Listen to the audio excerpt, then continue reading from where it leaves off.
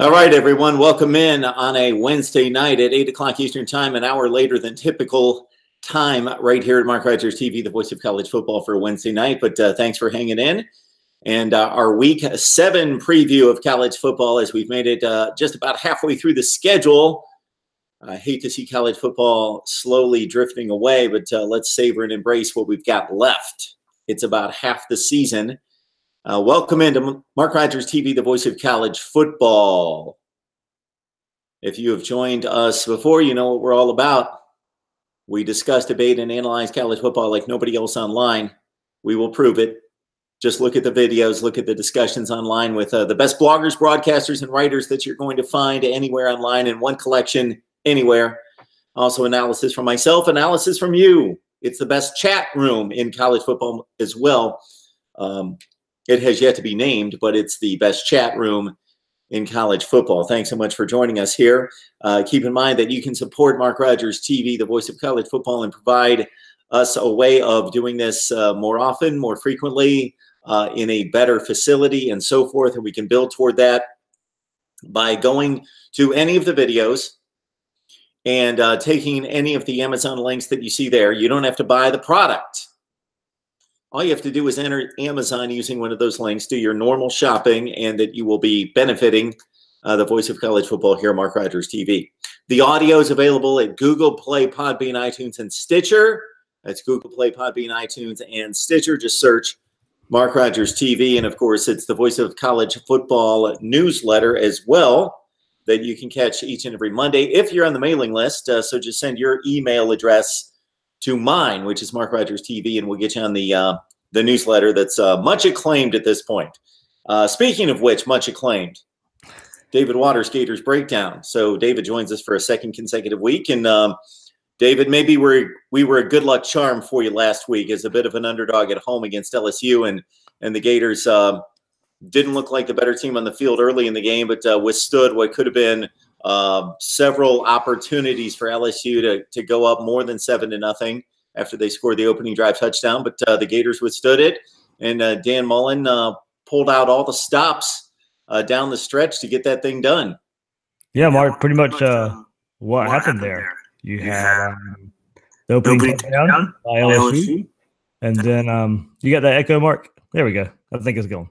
Are we good? I think we're good. Okay. Yeah, you had the opening touchdown by LSU to quickly go up 7-0 there, and then LSU gets the ball back after that, and driving just a little bit more, and then here comes Ja'Kai Polite forcing a fumble on Joe Burrow, and the game kind of turned from there. The Florida defense all day long abused Joe Burrow, made him throw his first 2 interceptions of the season.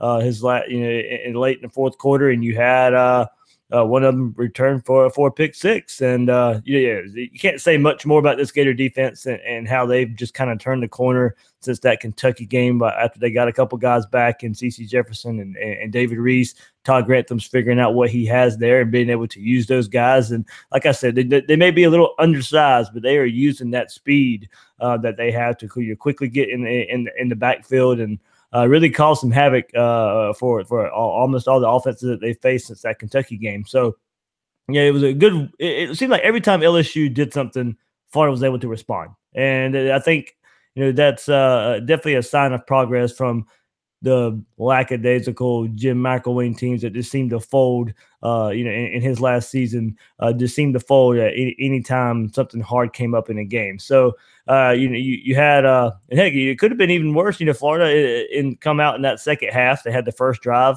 after halftime. Felipe Franks throws the interception in the end zone that would have made it 21-10 Florida. And the way that defense was played, they may have could have ran away with the game after that. So, good performance all in all. You see Franks progressing week by week, and you see that storming defense.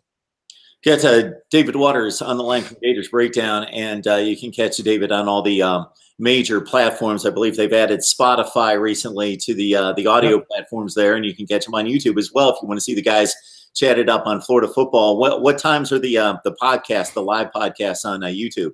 I had Peter Burns on from SEC Network, so I finished up with him around 6 o'clock today. I quickly edited that in, kind of different for this episode this week. the third episode this week for our Vanderbilt preview here. So did a couple interviews, edited them all together. So we usually do our live show at 8:30, but I'm just going to release that full episode. It would drop in about 10 minutes, Mark. So right at 8:30, it's scheduled to drop on YouTube and every other platform out there. All right, good stuff. So finish up with us, then head over to Gators Breakdown. It's right here on YouTube if you just want to stay on YouTube and check out the breakdown with David, the rest of the guys, Peter Burns from SEC Network, who obviously joins us on a regular basis here as well, knows his stuff, and of course, much acclaim. All right. It's kind of funny, Mark. He had a bet with Chris Doring. The loser of LSU and Florida would have to make a rap. So, of course, LSU lost, and Peter Burns has a rap. So I included the rap in the episode if fans want to go out there and listen to it. So, I thought with Peter about Florida, LSU, all that good stuff. And then Zach Ellis from VUCommodores.com also to get the Vanderbilt thing. But it was a pretty funny episode there to hear Peter Burns rap for a minute or so. There you go. Forget the analysis. That's reason right there just to go over there and check out, either go to David's Twitter feed, Gator Dave.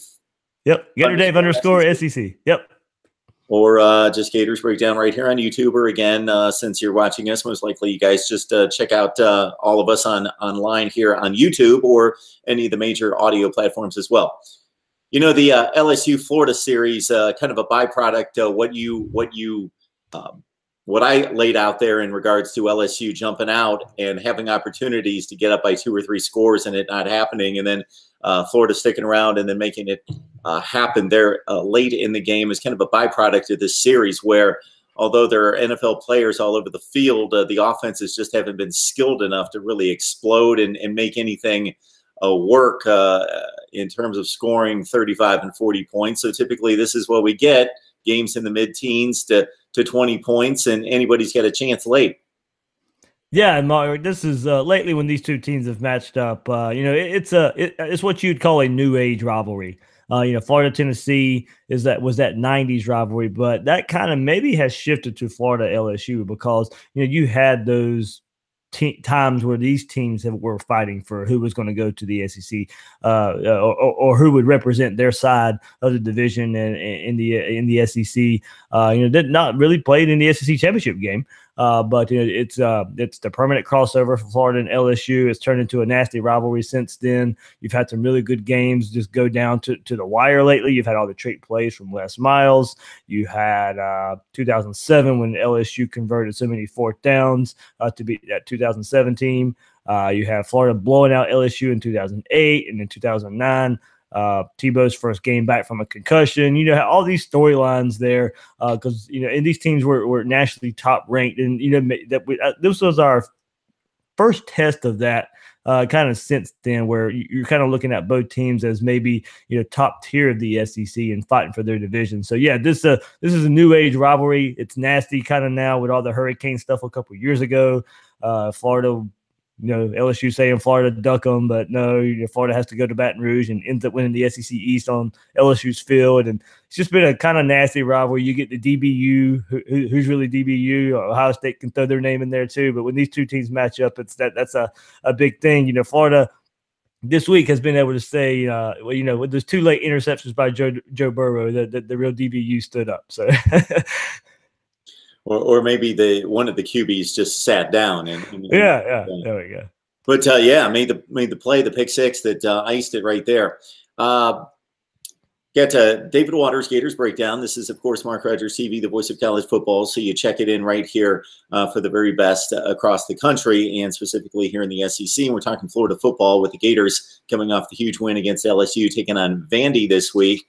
David, I hate that we have to play weatherman this time of year, but that's the deal in the Southeast and specifically in Florida and up the Carolinas in September, and then a week or two into October this time of year. So do we expect, first of all, how is everybody in regards to projected safety down there, most importantly, and then beyond that, will it affect the football at all? Yeah, shouldn't affect the football at all. For right now, down here in the state of Florida on Wednesday night, kind of The eyes kind of went off the eye of the Hurricanes went off the panhandle of Florida. Now kind of up or close to the southwest Georgia area there. We get some outer bands and a little bit of wind here in Jacksonville. Not as bad as originally kind of projected. We'll probably see more overnight and all that kind of stuff. But as far as where I'm at here in Jacksonville, A-OK. But, you can just quickly turn on the Weather Channel and see all the destruction over there near Tallahassee. And Florida State's off this week, so they don't really have to worry about trying to cater to a football game or anything like that. It's the last thing on anybody's mind over there in that area. So, so pretty bad for the state down here. And, it'll probably take a while since that storm moved through around, the end of it kind of hit around nightfall. So it'll probably be when the sun comes up tomorrow when you can really tell all that destruction over there on the west side of Florida. David, as soon as I let everyone in the chat know that you're on the line, ask questions, make comments about Florida football, we've got the right guy on the line here. Everybody asked the same thing. Can you guys beat Georgia? Everybody asked. It's the same thing. That's the question, man. You win one big game and suddenly take down one of the best teams in the country. Mark, that is it. You come to Florida to play in big games, and if you keep winning, the games get bigger. And of course, I think Georgia pretty much has their, I'll say, first real test of the season this week when LSU goes there. We'll get a better barometer of who Georgia is. I still think they're the best team in the East. Can Florida beat Georgia? Beginning of the season, I would have said no. Right now, I'll say they can. Florida's defense will keep them in every game they play in the season. And honestly, for the rest of the season, Mark, you look at the schedule. When these two teams match up in 2 weeks, this will be the only game Florida will be an underdog in for the rest of the season. You got Missouri after that. You got South Carolina after that. Idaho, FSU. This will be the last time Florida will be an underdog all season long, if the season plays out the way we think it is, if you're looking at it right now. With Florida's defense, yes, they can beat Georgia. I still think they'll have to get a little more out of Felipe Franks, a little more out of the offense. I think when you play Georgia, you're going to have to score. You're going to have to score 27, 30 points around to beat that Georgia team. We've seen Florida in the SEC so far, but besides that Tennessee game where they got a lot of turnovers, not really hit that threshold of that the 27, 30-point plateau there that I think you have to beat to get Georgia. Georgia's got some injuries along the defensive line and the offensive line.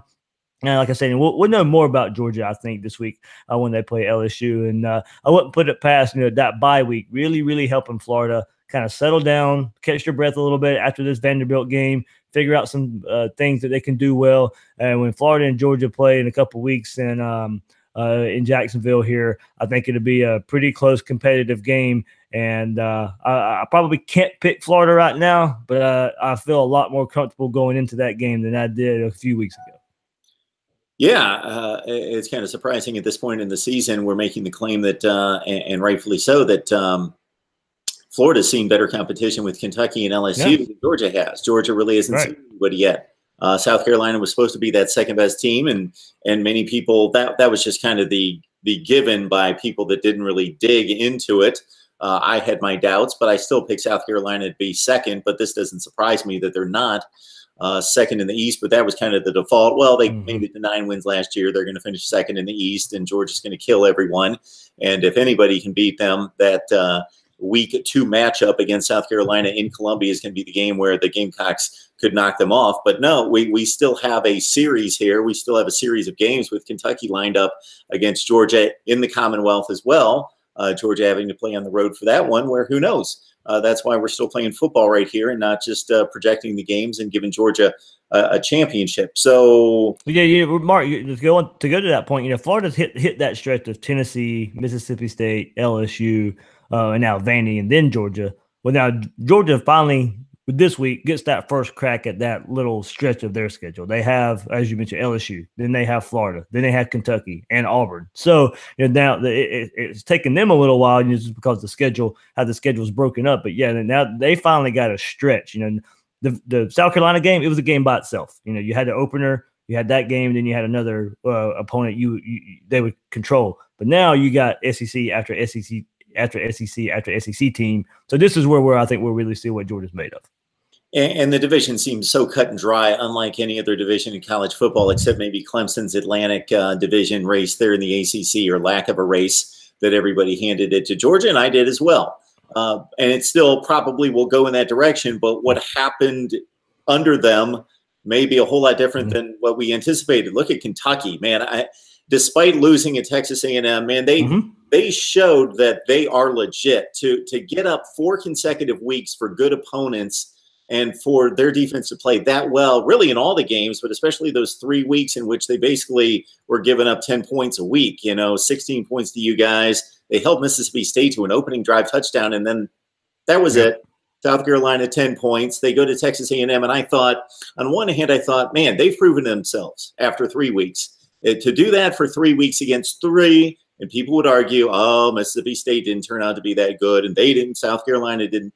But you're still beating top 20 to 30 teams in the nation and doing it week after week after week, 3 consecutive weeks. And so on one hand, I was thinking, man, Kentucky, that defense can travel and that running game with Benny Snell. But then on the other hand, I was thinking, can they do it a 4th consecutive week, get up? And no, they didn't win, but they went to Kyle Field and took that game to overtime.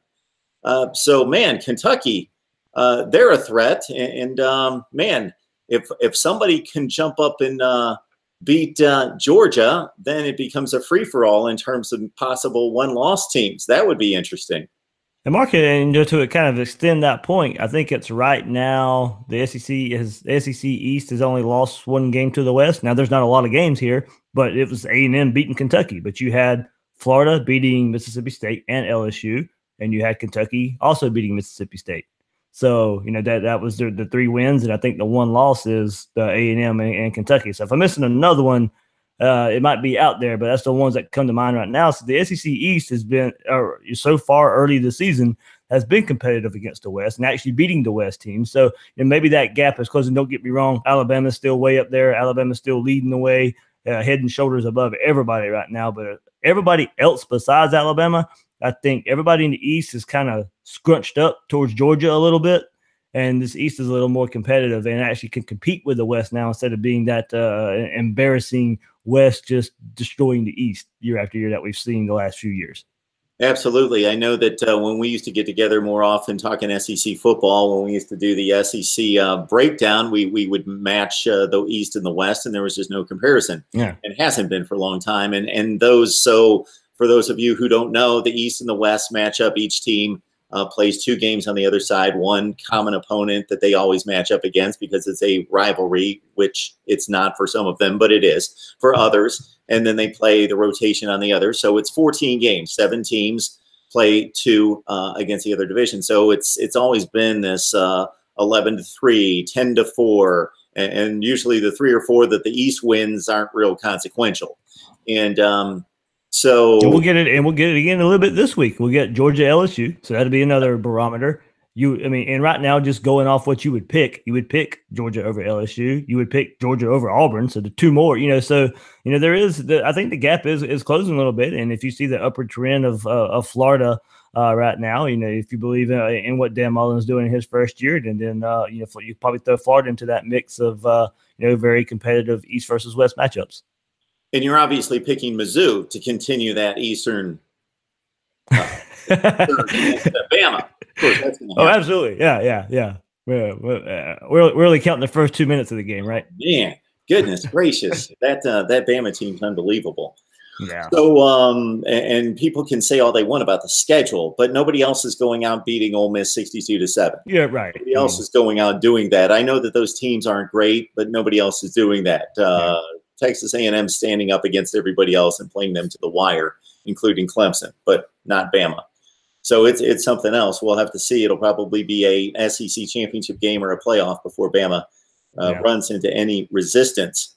Speaking of which, Vandy obviously went to Notre Dame, and that's kind of their highlight of the year, even though it was a loss going to Notre Dame. And now the Irish have taken off. Of course, Vandy faced a different quarterback, and the Notre Dame offense has been completely revamped and different, scoring 45 and 50 points a game versus Brandon Wimbush getting them into the 20s for his 3 games in the scoring column. But I watched the 4th quarter of that game because it wasn't on my radar until it just stayed close.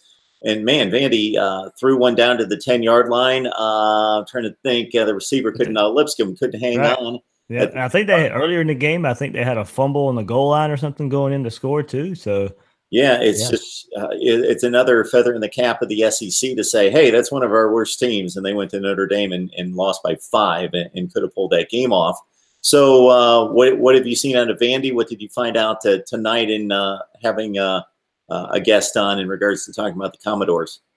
Yeah, I think it's all according to how aggressive Vanderbilt will be in this game. They went into they had a couple some turnover games before the Georgia game where they were kind of aggressive and Sherman threw some interceptions. But it looks like they tried to be a little more conservative in that Georgia game and hung tough in that first half. They were trying to hang tough, not turn the ball over, and they drove the ball on Georgia. I believe they had almost 250 yards or something on Georgia in the first half, but they just couldn't convert. They had a failed 4th down conversion. I think their first drive, a failed 3rd down conversion, had to settle for a field goal. Then they had a failed 4th down conversion when they were trying to be aggressive and actually just going for it on 4th down, but not actually aggressive in the play call. So they didn't want Sherman to turn it over. So they hung tough. Their defense hung tough. They were able to drive for some yards. I'll be interested to see how aggressive they are against a Florida team. I expect some quick passes to be coming out. I don't think they want this Florida defensive line to get to what we've seen the last few weeks just to go tee off on Kyle Shermer. So I think they'll try and get the ball out of his hands pretty quick. So I think it's imperative for this Florida secondary to be able to tackle well because a lot of yards after the catch is where I think you'll watch for with this Vanderbilt offense. They'll be getting the ball out of Kyle Shermer's hands. I don't think they'll be able to run on Florida too much. So how conservative are they going to be in the passing game? I think a lot of short, quick passes, or will they actually try and go downfield a little bit and see if this Florida pressure can get to Shermer? Key stat, Mark, Florida has 20 sacks on the season right now, unbelievable number so far in the season, but Vanderbilt's only given up 6, and part of that is they get the ball out of Shermer's hands. So it's a strength on strength when the Florida defensive line and front 7 is going against that Vanderbilt offensive line. So we'll see how that goes. And I think for the other side of the ball, just for Florida, it's just the progression of Felipe Franks. He's going on the road again and facing, probably after facing LSU and Mississippi State's defense the last couple of weeks, gets a little bit of an easier task going up against Vanderbilt's defense there. So kind of the just progression of Felipe Franks. Can you go run the ball on the road? Every team when you go on the road wants to be able to run the ball. And will Florida be a weight for this game? You've had 3 games in a row, Tennessee, Mississippi State, LSU, that were emotional for all different kind of reasons there. And now you got a noon game against Vanderbilt. So, can Dan Mullen keep this team hungry? Can he get them up and ready to play? And if he does, and Florida goes out there and wins by a pretty big victory, they'll feel really, really good going into the bye week before the Georgia game. David, outlining how close Vandy was to completing drives in that game just makes me feel worse. I had Vandy in 26.5 in that game. They lost by 28. So yeah, they were driving the ball pretty well in that first half. Just couldn't do anything with it. Oh boy! All right, David Waters from Gators Breakdown joining us to set us up for Florida and Vandy, and of course, you guys are focused on Georgia up ahead, but got to get past the Commodores, and of course, one game at a time. So let's not jump the gun. And Florida State at the end of the road, which I always thought the scheduling was odd in the SEC with the Eastern Division situation because of the rivalries with the ACC, and that game gets played last, and then the kind of buffer FCS game. And so a lot of the Eastern Division teams are done with the SEC about halfway through November, and we know who's going to win the SEC championship game or go to the SEC championship game from the East at that point. Where do you stand on this whole playoff business in regards to what would you like to see? Would you like to see chaos? Do you want to see 4 really dominant teams emerge like Alabama, Ohio State, Georgia, and somebody else in Notre Dame or Clemson? Or what are you rooting for? Besides Florida, of course, running. Yeah. That's I'd like to see 4 dominant teams go at it. But the problem with that is I still just besides Alabama, Ohio State's really the only other team roster-wise. I don't think Clemson has the quarterback right now to press Alabama right now. Haskins at Ohio State, I don't know if he can either, but I like that roster as a whole and the versatility he brings to the quarterback position to kind of go toe-to-toe with Alabama. but that's just it. I want to see 4 dominant teams, but I still think Alabama's just that one right now, and then it's everybody else. And I think it's Ohio State, and then everybody else after that. I think those are, to me, those are the top 2 teams, the way I see it right now. Maybe Georgia, if Georgia kind of the next few weeks kind of with their schedule getting a little bit tougher, and see what they do there.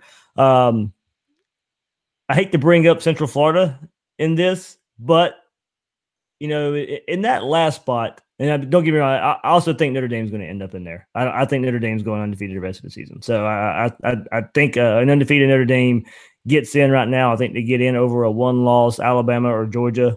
If one of those teams are undefeated and loses in the SEC championship game, I think you got to throw Notre Dame in there. Undefeated ACC, well, of course, that's only Clemson and Ohio State. If they're undefeated, of course, they're getting in. It gets a little hairy there with 1 loss. I don't think UCF gets in over a 1-loss P5 team, but if there's a 2-loss one out there, just to either validate them or to either shut them up, go ahead and throw them in that 14 playoff. And I'm not for inclusion, but if you go 2 seasons in a row where you haven't lost a game, and at the end of that second season, if you still have a chance, and there's a 2-loss conference champ that you're kind of having a debate between, you throw Central Florida in there and end the debate. Either let them go play it or find some other way to come up with some other type of championship. I don't know, but they won't be a true national champion until they get that chance. So either validate them or shut them up.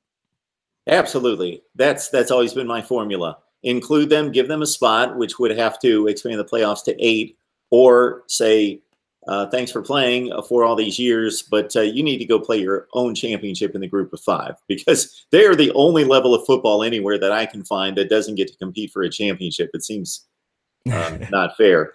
And I'm all for, I'm all for exclusion and not inclusion, but when you go 2 years and if they haven't lost a game in 2 years, and I still don't, with their schedule, I still don't think you can compare them to a 1-loss Power 5 team. But if there's a 2-loss one out there, I think you give them the chance. All right, we got David Waters on the line from Gators Breakdown, and I certainly concur with the analysis of the top teams in the country. Alabama has just been so incredibly dominant over the schedule. They appear to be the best team. Based on what we know of recruiting rankings and rosters, you would think, even going into the season before watching anybody play, that Ohio State, Clemson, and Georgia, based on recruiting, what's on the roster, would be the only teams that could compete with them. And now, based on what we've seen on the field, Georgia's, we still need to see them play somebody. For Ohio State, they would have to play their A game versus an Alabama C, based on what we've seen thus far. But they seem to be the team that could make it happen on a given day on a college football playoff scenario. Absolutely. All right, David Waters from Gators Breakdown. All right, thanks, Mark. Always appreciate it. All righty. Stay safe. Take care. We'll talk to you later. All righty. Again, David Waters from Gators Breakdown does an outstanding job with them, talking college football, talking Florida football, and the SEC by extension. And it's a great podcast that you can find the video for right here on YouTube at Gators Breakdown, or go to any of the major audio platforms. And Spotify was added this week, as well as I was just informed today by Podbean that Spotify has added MarkRogersTV, the voice of college football, as well. So I'll add that to the spiel concerning the audio. It's Podbean, iTunes, Google Play, Stitcher, and Spotify. MarkRogersTV, just search it right there. Maybe it's not been totally vetted and processed yet where you can find it right this second, but within a few days, I would think that the podcast would load up right there on Spotify if that's one of your audio platforms. So there's David Waters setting us up for Florida and Vandy. The number to call in is 860-325-3687. We also have coming up soon, we've got David Strauss from MyBookie. I know nothing about this outfit. They have contacted me and wanted to come on the show. We weren't able to make it happen a couple weeks ago. I've not talked to David. I don't know what their outfit's all about, but I'm going to conjecture here based on my high IQ that it has something to do with betting lines or college football betting. something like that about the odds of the games, and we'll talk to them and see what they're all about. So it's David Strauss. He's got the link. Hopefully he can join us and can make that out from my bookie. And also a little bit later, probably after 10 o'clock Eastern time, will be the Holsum one, Dwayne Holloway, Miami. For those of you who follow me on Twitter, and from me explaining it right here, what I've done and will be doing in the future is I do the live stream, and I love having guests, but I am no longer going to be scheduling guests because it's a headache beyond belief. 8 o'clock this person, 8:30 this person, 9 o'clock this person, and on down the line, and then somebody can't make it, or somebody wants to move theirs up to 8 o'clock, but I've got it already in 8 o'clock, and then I ask that person if they can drop it to 8:30, and yeah, that's not going to happen anymore. So we've got the live stream available. I send the link out to my guests. I am slowly trying to get the response because I believe that they don't quite get it, even though I've explained it both on Twitter and more specifically in an email several times that this is what I'm going to do. So when you see an email link show up in your email and on Twitter, what that is we're doing a live stream. So if you want to jump on at any time to talk about your team and your matchup, then you will do that. David got it tonight, certainly. And others have the past few weeks, like Kevin McGuffey with Last Word on College Football, and Mike McDaniel from ESPN Blacksburg. So I sent it out to like 60 guests. We'll see who jumps on the line. But had specific segments set up with, again, David Strauss from my bookie and the Holsum one, Dwayne Holloway, to talk Miami football. We know that there's a segment of you folks out there that love talking about the Canes. And if you want to talk about the Canes, you want to talk about anything concerning college football, the playoff scenarios, week 7 matchups, anything at all, any kind of rankings, ratings, anything that I've sent out there.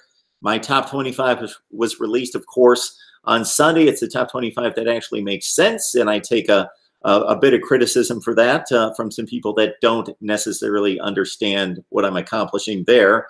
We also released videos early in the week on the playoff chances following big wins from Notre Dame, Miami, Texas, and let's throw Colorado into the mix as the Buffs are now 5-0. They've got a date with USC on Saturday night. So we did a video on Colorado as the team that's not being talked about as the only team undefeated in the Pac-12. I find it humorous when I hear conversations about the college football playoff and the various conferences and their chances of making it, and the focus in the Pac-12 goes to Washington, Stanford, and Oregon.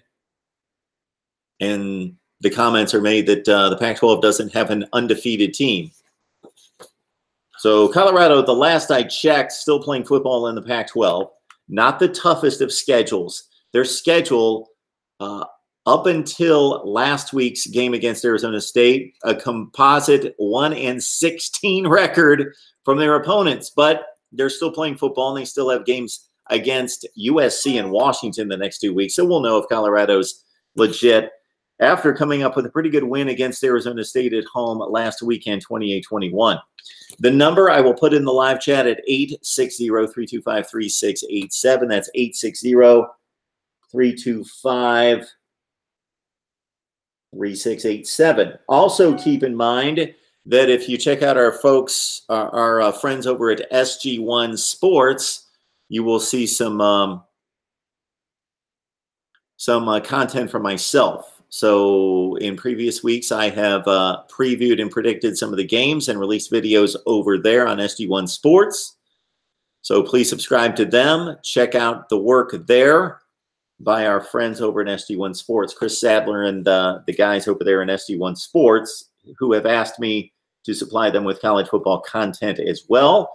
This week, I released a video over there predicting the Michigan-Wisconsin game and running down my preview of the Badgers and the Wolverines. So check it out on SG1 Sports and support the fine folks over there as we work together. All right, 860-325-3687. And it looks like it's about time to go to the schedule with no guests on the line and nobody calling in at 860-325-3687. I'm going to the live chat, then I'm going to this week's Week 7 schedule. And my thoughts.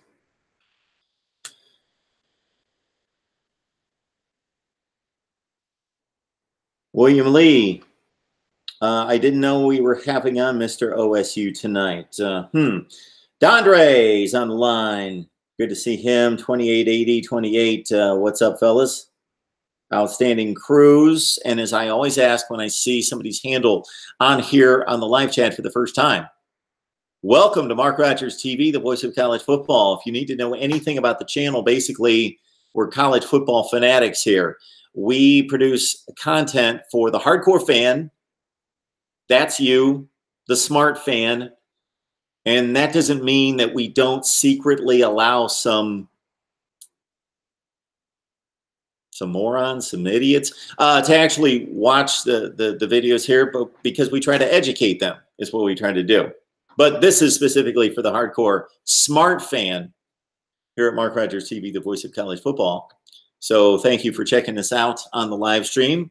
Look at the videos. We have produced more than 7,000 videos with analysis on all sorts of angles throughout the offseason. Of course, we break down the ratings and the rankings and the schedules and do all that sort of thing. And then, of course, once the season hits, we're breaking down the games. And that's what we do. So we also like to know who you root for. I'm going to take a poll in the offseason to get a good feel for the audience and who everyone roots for, and also what kind of content that you would like to see and hear here. Bama boys on the line. Jason Hughes. Hi, Mark. I'm over the loss to Florida. Jason Hughes, an LSU fan, so plenty of football left to be played. I know in that division, you can't lose, but you got Bama head-to-head in Death Valley. So there's hope. There is hope. Sean Nicholson, Georgia, LSU. Who do you got? I will make that call a little bit later. I want that cat.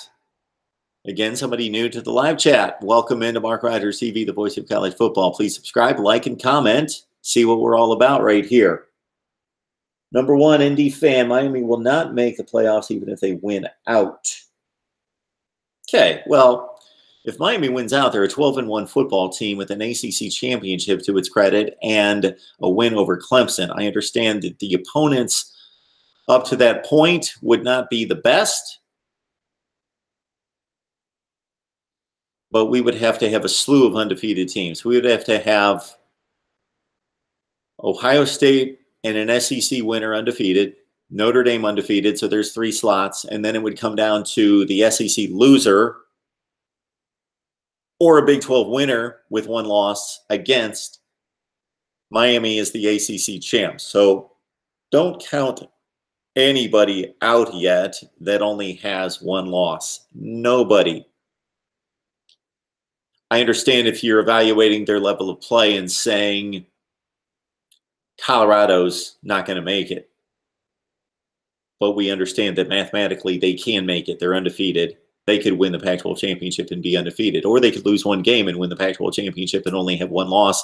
And then depending on what's going on elsewhere. So Colorado is a playoff contender right this second. Do I believe, and do most people believe, that they have the football team to complete the run? No. Miami, though, may have that team, and the schedule may work into their favor. Washington a couple of years ago, 2016, their schedule was atrocious. They were challenged 1 time by a really good team, and that was USC, who went on to win the Rose Bowl. What happened? Washington lost at home to USC by 2 scores and still made the college football playoff, and they played nobody in the regular season. Got a call coming on here. It's Mark Rogers TV, the voice of college football. Who's on the line here? Hey, Mark. How you doing? It's Prince 641. Hey, Prince. What's going on? Hey, buddy. How you been? I've been doing just fine. Things are good. What's the good word tonight? Some Bear fans right now thinking they're absolutely just invincible.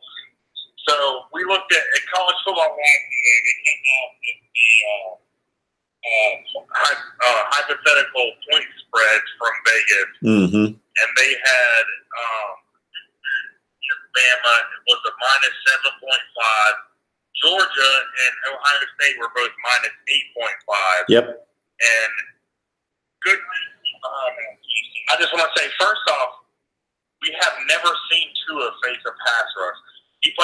Georgia last year, and he only played the second half when the pass rush was tired.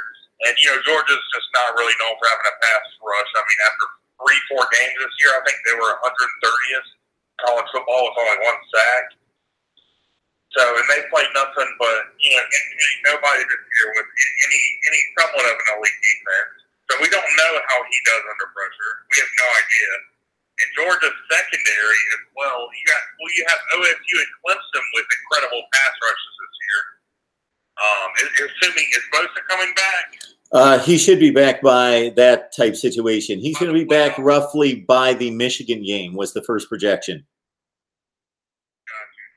So assuming that it's not the pass rush that can beat Bama and they can overcome that, then you have Georgia with their secondary, who is Tommy top 3 in the nation.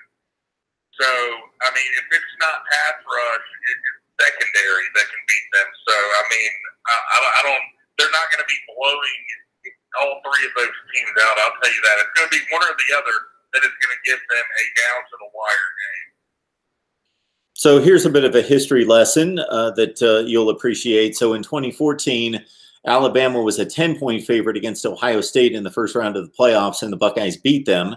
The year before in the Sugar Bowl, which, of course, again, when we start to bring up bowl games versus playoffs, those are 2 different animals, I understand, in terms of motivation. But Alabama was a 2-touchdown favorite against Oklahoma, and they lost the Sugar Bowl the previous year. So we do have precedent of Alabama having huge odds placed on them by Vegas, considered to be the best team by far, and they didn't win it. Correct. And I mean, they haven't even played anybody this year. I mean, I know a lot of other teams haven't, but I mean, they really haven't played anybody. I mean, we all thought Louisville was decent, and that would see just how pathetic they are. I mean, Georgia Tech put up 66 points on Louisville, and Alabama only put up 51. I mean, with or without Tua, like, still, you're talking about Georgia Tech, a triple option team, you know? So it's, I mean, if we're going to judge teams on how bad they beat somebody, then you're going to have to, following that line of thinking, you're going to have to say Georgia Tech has a better offense than Alabama. You know, if you're going to talk about that this team beat this team by so many points or whatever. Because I hear a lot of that with the Texas A&M game. I mean, Alabama beat them by 3 scores, Clemson beat them by only 2 points. Well, if we're going that line of thinking, then Georgia Tech has a better offense. Yeah, so when I do the rankings for my own poll here, which is the poll of 1, of course, I take that into consideration as well, but I take the wins and the losses and the record against the schedule by far. I take that first and foremost.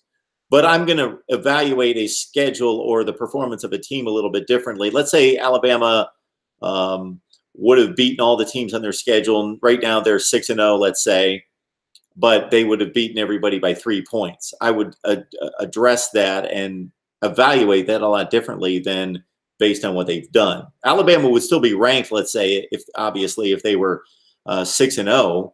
But had they beaten everybody by field goal, I think we can make a statement that this is not the team we thought it was versus them beating teams and completely annihilating them. Yeah, I get what you're saying. I'm just referring to like a single game like that. When you're comparing to like a Clemson playing at Texas A&M, 3rd game of the year, they still have the 2 quarterbacks going, you know.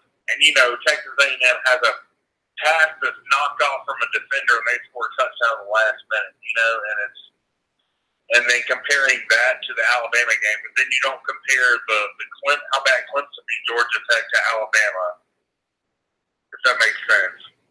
Absolutely. You have 2 common opponents on both sides, and some people are just wanting to compare one of the opponent that favors their initial, perception. Well, Alabama is going out there and they're just completely bludgeoning everybody. So it's not a one-time event. Right. Well, I mean, they haven't played anybody yet. True, but nobody else is doing what they're doing, even against bad competition. That's fair enough to say, but also when you say they're taking out their starter, they're actually playing 2 starters the whole game, technically speaking, when you think about it. Yeah, I just don't think, for instance, what I'm trying to get at is you look at the 2016 Clemson, the national champion Clemson football team, 2016. So if you include their ACC championship game, 6 out of their 13 wins that year, they won by 1 score or less. So, and then they ended up winning the national championship. So to say that, like, oh, you have to beat every opponent by 30 points, or else you don't have a chance against Alabama, it's just ridiculous. That's just, you know, it's just absurd to say, like, not every team is built to, you know, score that many points, like almost like an Oklahoma or Alabama. Alabama's like the Oklahoma of this year. I'll put it that way. You're stirring up quite the chat, Prince, on the live chat. The Bama fans are getting riled up. 31 points from Arkansas. Are you kidding me? They didn't even win an SEC game last year. What a joke that is. Like, that's just pathetic. That's pathetic defense. And Diggs went down to they don't even have Diggs for the rest of the year. Just to be technically correct, Arkansas won 1 game in the SEC last year, but I get your point. And I'm not arguing with you. I'm generally agreeing with you when I bring up the Bama dominance that I think in most sports, really in all sports, excluding college football, we merely need to know who's winning the games, who won the games on the field to advance. But there's this beauty contest that's gone on forever in college football, and a lot of people. Well, I agree with what you're saying. Bama's the number 1 team right now. I'm not arguing that. All I'm saying is I don't think they are, but like these Bama fans are acting like they are. And these so-called Bama fans in the comments, I guarantee you they weren't Bama fans before 2008. None of them were. None of them know. They don't. If you ask them on the spot, Uncle Lou's already done this. You ask them on the spot who the 2 coaches were before Saban, or any type of trivia question before Saban, they have no idea. Like, these people don't even live in the state of Alabama. They've never been to a game. They didn't graduate there. They're all just bandwagon fans. They probably go on Golden State Warrior networks, too, and pretend to be Golden State Warriors fans. They're just a bunch of little kids who just literally jump on the bandwagon, which is hilarious. So, well, I know firsthand, I think you guys get an idea of what I do and what I've been doing and how I've lived my life watching college football. So I certainly know Alabama football pre-2008 myself. I'm not a Alabama fan, of course, but I was down there in the SEC and standing on the sidelines and in the press box for the Bama games from 1994 through 2000. So I got to see those Bama teams. There were a couple good ones that one lost an SEC championship game, one won an SEC championship game, but I also saw Mike Dubose go 3-8, and I saw him go 7-5, and I saw some pretty marginal Alabama teams too. What was it, 2007 or 2006? Yes. 07 was Saban's first year, so they went 7-6 that year. They beat Colorado in a bowl game. That's where the state of the program was at that point. Yeah, it just cracks me up to hear like just all these hypocritical statements from. It's mainly these SEC fans too that are saying, "Oh, well, Clemson's got a freshman quarterback. They're not going to do anything in the they can't win the playoffs this year. They're not going to be good because they got a freshman quarterback." Well, the national championship last year both had freshman quarterbacks. And it's just like, how hypocritical is that? Yeah, we've done pretty well with freshman quarterbacks in the playoff era. It's been a short 4 years, but yeah, they both played last year. And of course, Ohio State was able to pull that off in 2014. Let's see, in 15, that was Deshaun Watson's sophomore year against Jake Coker. That was his first year starting. And then, of course, Watson and Jalen Hurts, who was a freshman in 2016. Yeah, Jameis Winston in 2013 winning a national championship as a freshman. Trevor Lawrence's first start where he actually finished the game was that last game, 63-3 against Wake.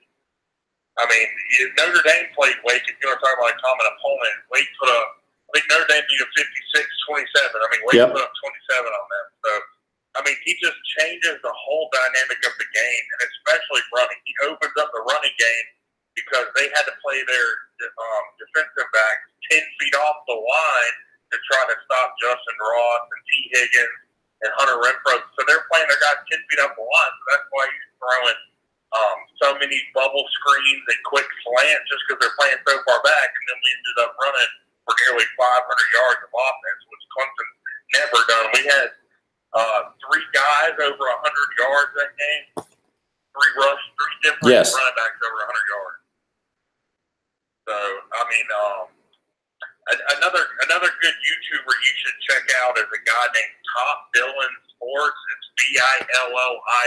Okay.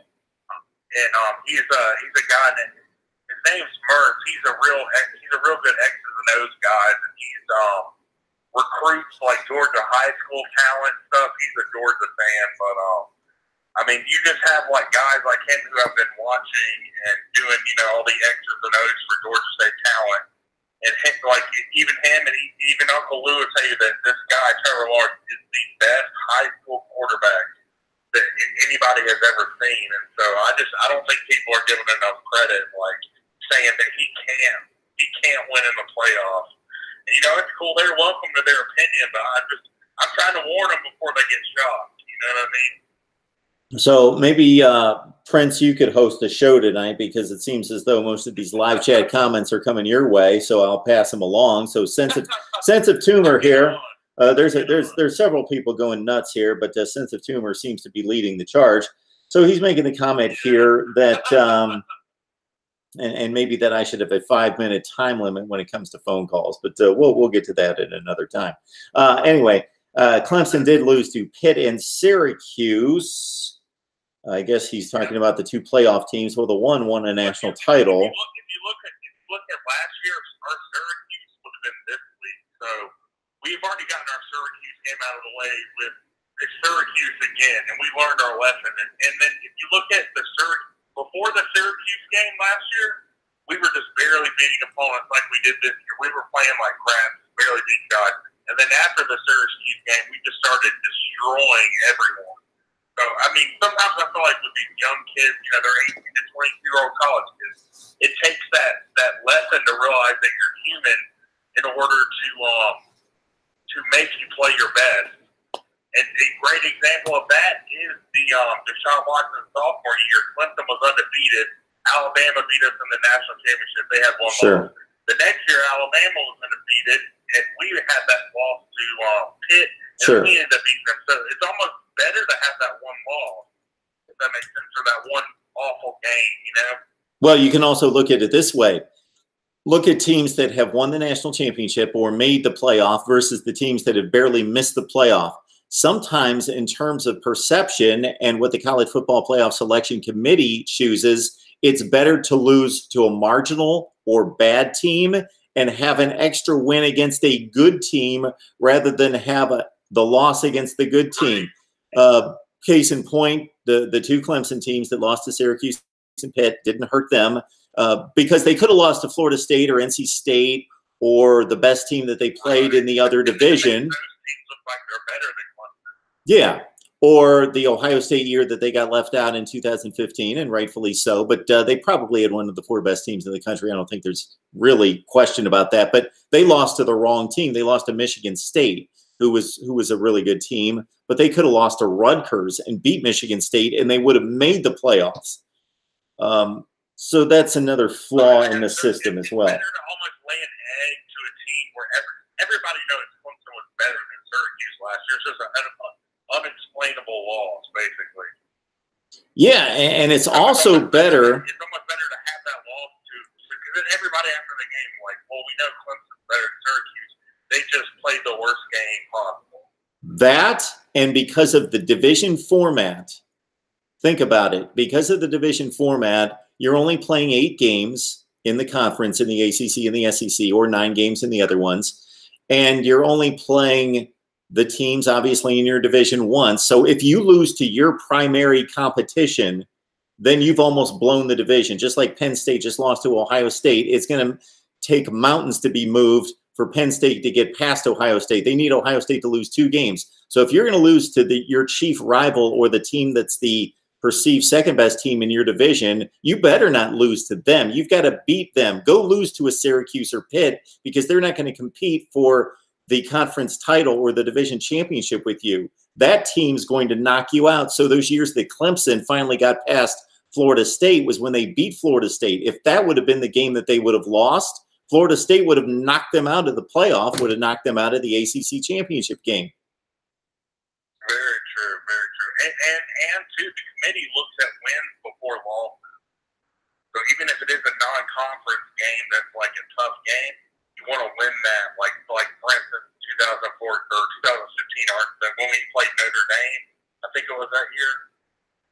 Yeah, you want to Yes. win that because the committee looks at wins before loss, great wins before loss. Well, Prince, who knows what they're looking at now? I think they've changed their tune each year, so I don't know where they are now, because last year they really didn't even look. Alabama was kind of a given. They were more putting the microscope on Ohio State, and they certainly weren't looking at the wins. They were looking at the losses on Ohio State, because the wins were much better than Bama's, but to be fair, the losses were worse than Bama's. So they looked at the losses. Right. Now that brings me to another point too. A lot of, like, if you look at before this year, like when Bama was not crushing people by they weren't scoring 50 to 60 points a game. I think they said before too at Bama averaged like 38 points a game, right? Yes. And now I think they're averaging 58 points a game. So back in the day, the past 10 years, or when they won those championships, they were a running team. They controlled the clock. So like when they would beat teams, it'd be about like 2 touchdowns, 3 touchdowns maybe. They weren't necessarily blowing teams out. They kind of look like Clemson and Georgia right now. Sure. To be honest, and I'm thinking that a lot of people say that we're going to have a team in the playoffs like Ohio State, Georgia, Clemson that are going to have to outscore Alabama. Like we're going to have to play a shootout game almost like with Oklahoma. But I mean, maybe it's a good thing that the Georgia and Clemson are more running-oriented teams right now, and they're controlling the ball all the game, because you almost could out-Alabama this year, if that makes sense. If you're giving Tua less chances, not letting him get in those rhythms with all those receivers, that could be a viable strategy to beat them this year. I just don't think you're going to win a shootout with Tua. I think you got to control the ball, keep the ball out of his hands, and give him, a solid pass rush. Well, that generally means you need to run the ball on Alabama. And who's been able to do that from the running back position? Teams have been able to do that from the quarterback position, i.e. Johnny Manziel and Deshaun Watson. But Wayne Gallman wasn't ripping up the Alabama Crimson Tide on the ground. It was Watson. Yeah. You can't be one-dimensional. No, that goes without saying. You can't be one-dimensional, but there's nothing wrong with running the ball, being a balanced team against them now, instead of trying to have to be so pass-heavy if you can control the clock. And that's a disadvantage that both Georgia and, well, really all three of them, if you look at Georgia, Clemson, Ohio State, would have against Alabama, is none of those quarterbacks are dynamic running quarterbacks at all. That's where, I don't know, maybe, I still think Fields is the guy at Georgia, man. I don't think they're going to start him this year, but Trevor Lawrence got legs, man. If he drops back and gets rushed from the center, if they're trying to stop the run up the middle, man, he can move to the outside. Yeah, I haven't seen him do a whole lot of that. He actually runs a 60 in the same time that Deshaun Watson. Okay. Deshaun ran in the 40-yard dash, he ran a 4.67. Trevor runs a 4.7. So.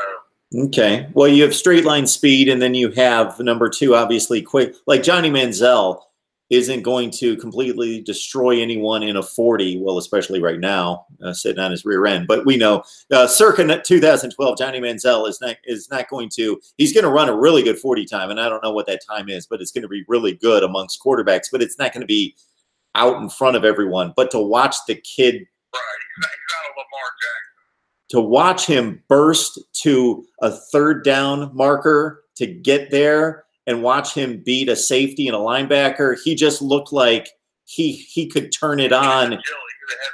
Yes, exactly. Cardell Jones was an interesting case because he looked kind of like Haskins, a bigger version of Haskins, but he could run a little bit. He wasn't quick, but man, then he'd lower his shoulder and knock people over as well. So he provided power. Then you got that third dimension that JT Barrett brought, where he didn't have the blazing speed, but he knew when to run and where to run and knew how to set up the blocks. And he was just a very smart runner, and he's not given enough credit for that. But that's what JT Barrett brought. Plus, he was a fast quarterback, not ultra fast, but faster than most. Right. Yeah, it'll be interesting. Trevor's more of a strider. Trevor's more of a guy that you like.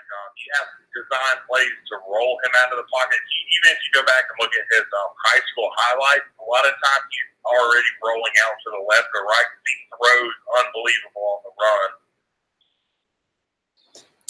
So that's why the only way to stop that would be corner blitz, and then once you start getting corner blitzes, you're running the ball full, and you'll have plenty of grass to run the ball. So I think people are underestimating Trevor Lawrence, and I mean it's cool. I mean they're more than welcome to do it, but whenever the playoffs come around, I'll call back and I'm just going to go ahead and tell them I told you so.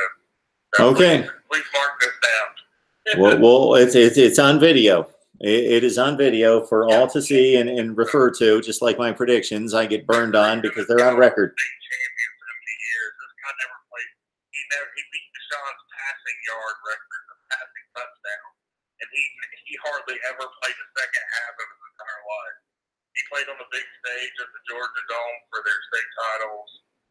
I mean, they were, I think, 3A school, and they play against the big 5 and 6As and whack.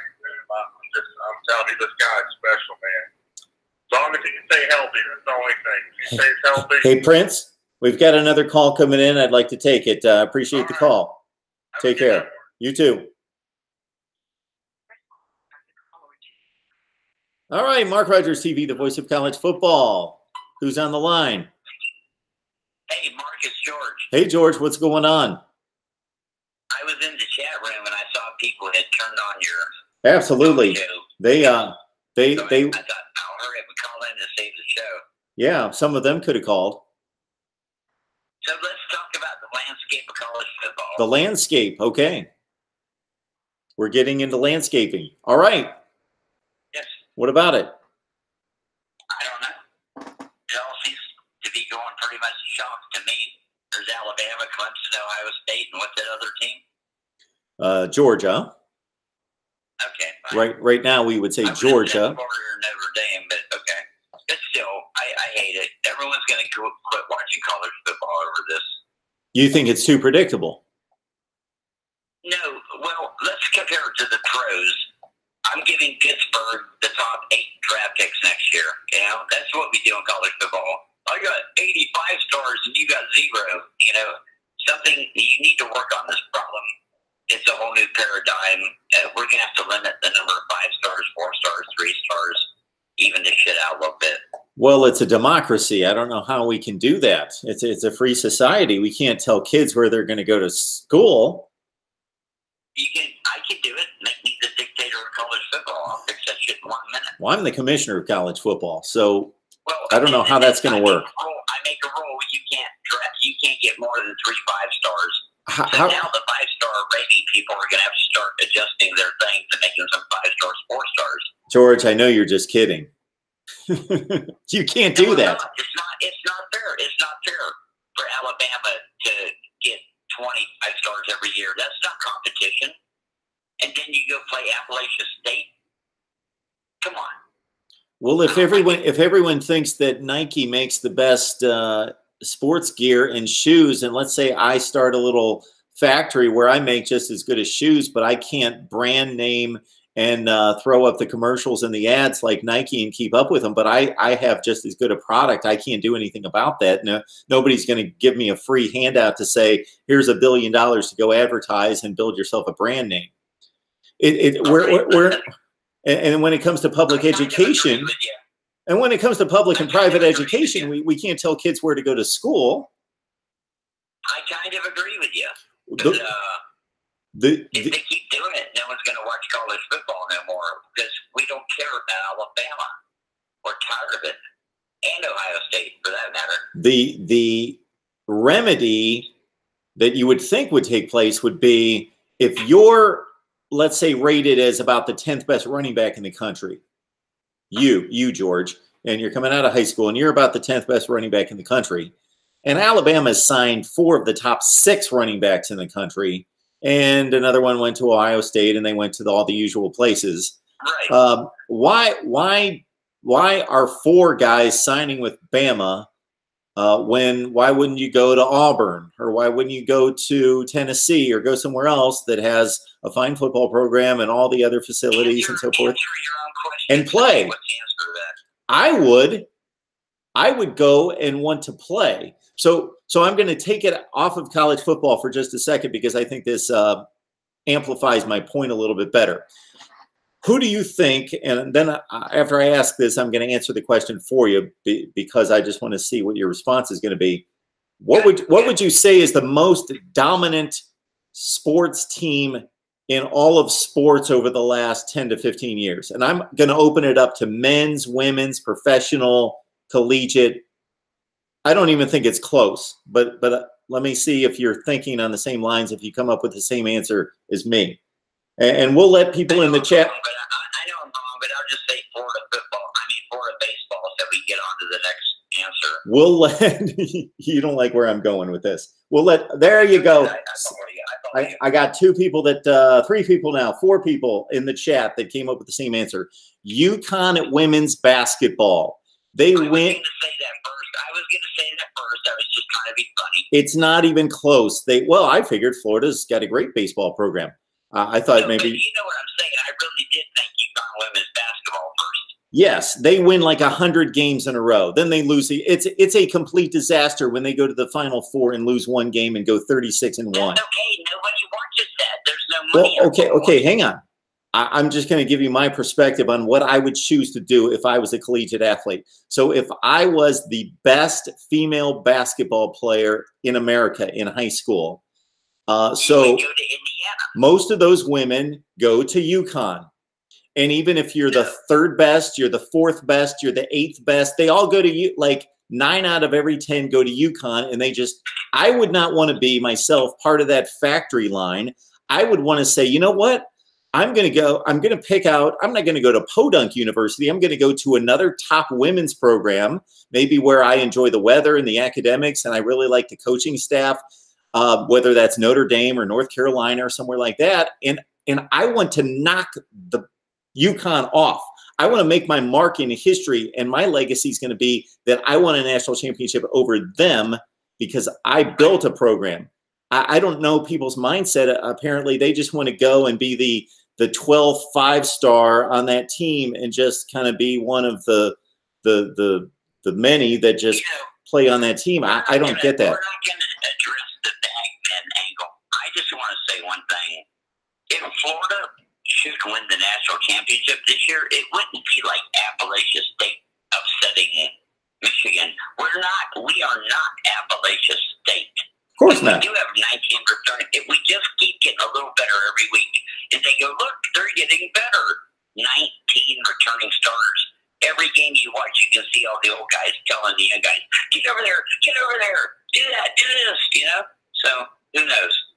That's all I care about. I hope it's our year. I hope at least just get in the playoffs. Jesus, come on. George, did you get a chance to hear our Florida guest on David Waters from Gators Breakdown? I missed it. You may want to go back once this posts because we had a great conversation on Florida football. Yeah. I tried to get you to go there and take over the market. You know, that was my initial. I loved it too. I'm sorry. Well, we're going to build it this way, apparently. Well, you know, dominating the internet. I'm not just talking about one good talk show. I'm talking about there's 1,000 angles on the internet, and kids watch the internet, and all their recruits see the internet. So there's really a whole world in the internet with college football recruiting and blah blah blah promotion. Oh, which brings me to something right here, George. People love recruiting, and I'm not a big recruiting guy, but I cover it during the off season, and I bring people on. I don't analyze it myself, but I bring guests on. So what I'm asking for out there, if anybody's listening, is I want a recruiting director. I want to have a recruiting director, not on as a guest, but he's going to be part of the Mark Rogers TV college football team as a recruiting director, and we'll have him on a regular basis. And I want somebody that really knows their stuff, because I know the recruiting people out there are maniacs when it comes to that stuff, and they want somebody who follows that day after day after day.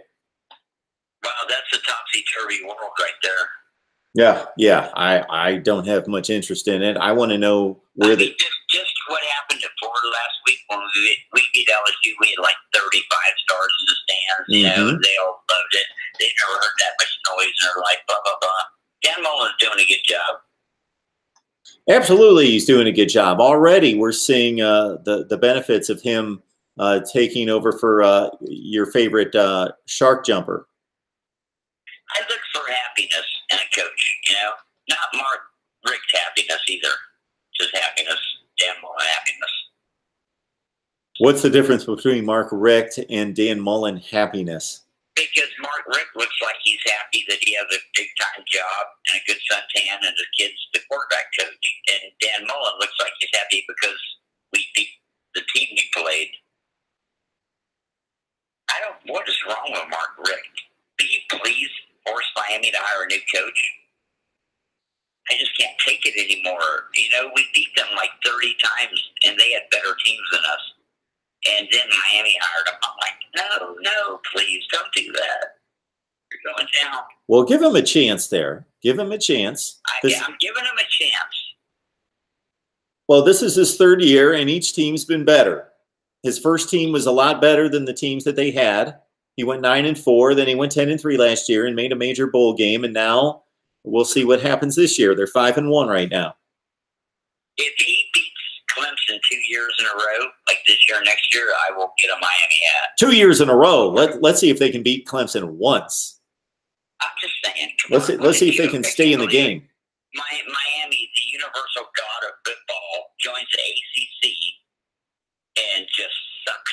You know, I'm for it. I'm sitting here going, what's going on here? Like, where'd Miami go? And they keep talking to us, like talking shit, and we got to play the SEC. You know, I'm like, you can't even beat the ACC. No, they couldn't beat Pitt last year. But it's a Mark Richt thing, man. Well, I'm going to give him a couple more years here, specifically this one, and then maybe next year. I don't even know the guy. I don't have nothing against him. I think he's a nice man personally. I'm just saying he's not a football coach. He needs to go on Sports Center or something and do that. Yeah. Mark Richt has not won a national championship. He's done about everything else that you would want of football. Why didn't they hire Lane Kiffin for $6 million a year or something if they wanted to do something? So all the young kids would be, we're going to play for Lane Kiffin. Who wants to play for Mark Richt? Come on, these kids ain't stupid. He's recruiting pretty well. Well, that ain't going to last much longer. Why not? Because they keep losing the Pitt. Well, they lost to him once, and yes, whatever. A suck-ass LSU team beat them. The recruiting at Miami has taken off since Mark Richt arrived. It's been extremely good. See how Florida just fucking totally ripped LSU's ass. LSU's a real football team. We had conversations about this. Nothing matters unless you beat someone like LSU. We beat LSU. LSU beat Miami. There's a wide gap there. And all we have left is Georgia and its national championship. You see that, right? You picture that? Do I picture it? I think you guys can hang with Georgia. Go to the national All right. Let's first of all watch the language. Number two, you can hang with Georgia. I could see that happening. I don't think you're going to beat them. I think Georgia's better. 19 returning starters versus a bunch of freshmen all confused running in circles. I can see it. All right, George. All our guys are barking out orders to each other, like right, left, go here, go there. You know, number 3. You know, George, that you can't say that LSU beat Miami and Florida beat LSU, therefore Florida is going to beat Miami. We could play that game all night. I could give you a zillion scenarios. True. I could just say Mark Richt loses big games. You could? He loses to people he's supposed to beat. Well, anyway. I've had that argument with people in the past, and I'm not going to dig into it right now. Did Oklahoma get a new defensive coordinator? Yes, they did. That's amazing, isn't it? Ruffin McNeil, who is the former East Carolina head coach. That is amazing. That's yes. like the power of chat rooms. Yeah, during the season, in-season change at defensive coordinator. Wow. You don't see that much. I couldn't believe it. I couldn't believe it when I saw it. I saw it, and I just kind of let it pass by, but I was like, wow. Really? Wow. Hey, Oklahoma has a chance now. You see how that works? They've got a chance. Why? Because they got a new defensive coordinator. They could go on and never lose another game. Well, they've been doing just fine without playing much defense for a long time. Right.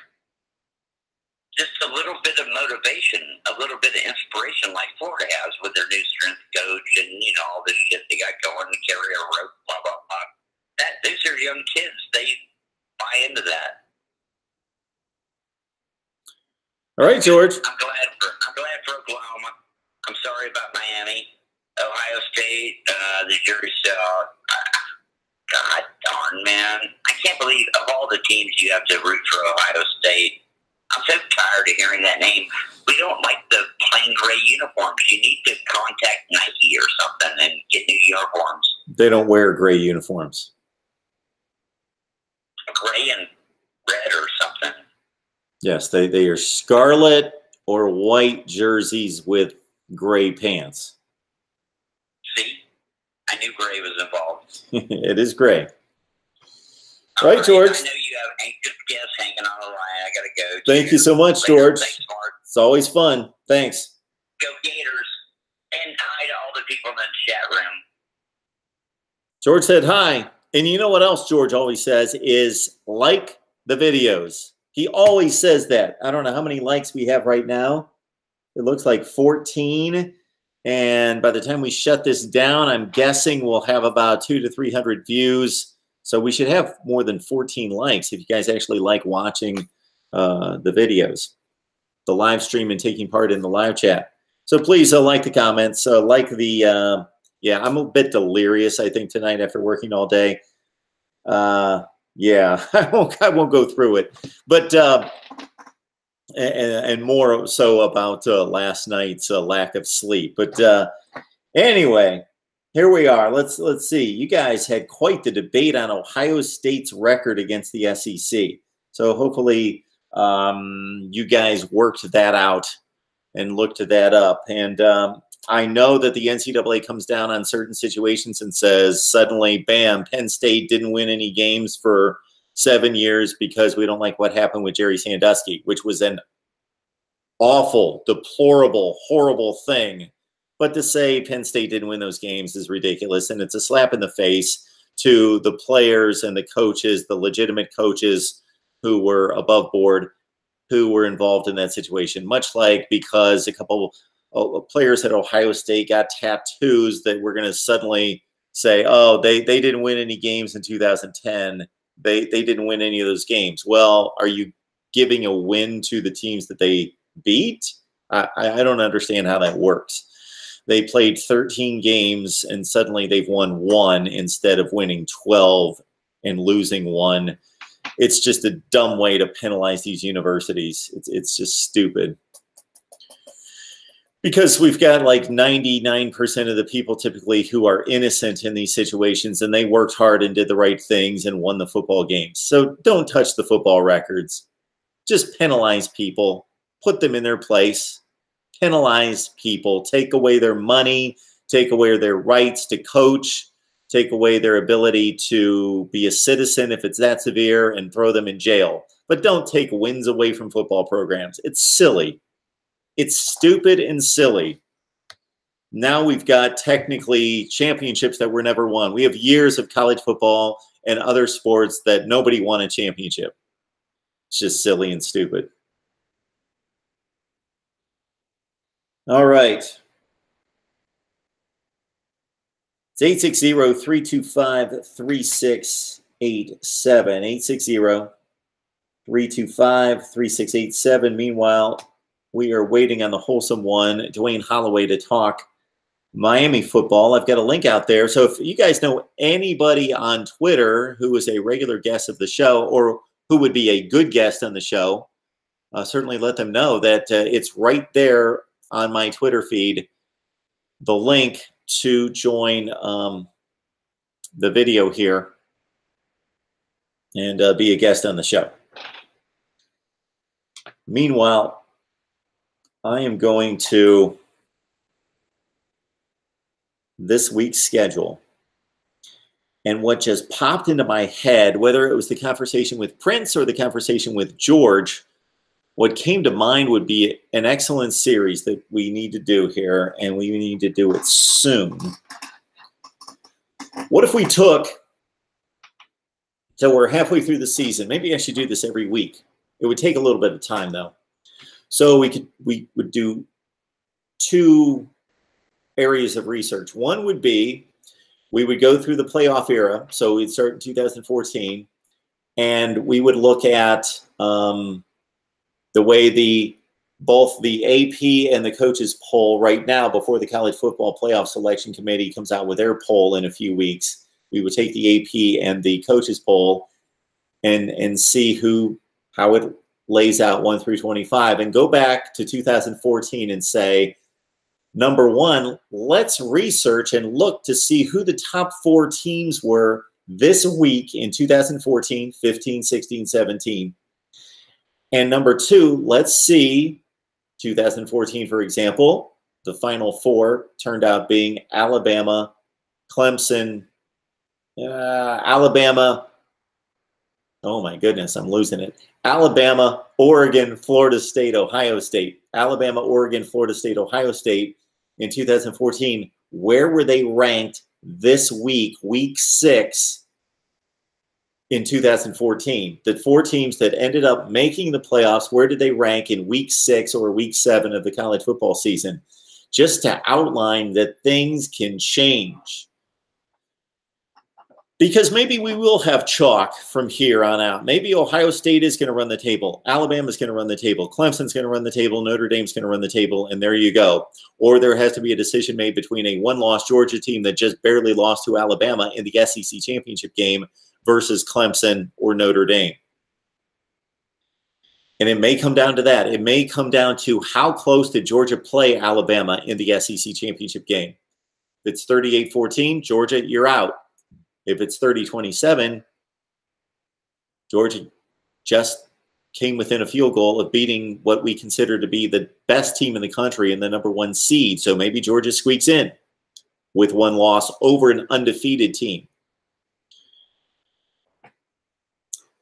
So yeah, let's make a video on that. Let's make a video on that, which would be me just, again, looking at 2 things. It's week 7. We are starting week 7 of college football. So through week 6, the 4 teams that eventually made the playoffs, where did they stand in week 6 in the AP and coaches poll? And number 2, who were the top 4 teams that week in the AP and the coaches poll, and where did they land? Where did they end up? Let's just look at 2014. There's no question that Ohio State wasn't in sight at this point because they had lost to Virginia Tech.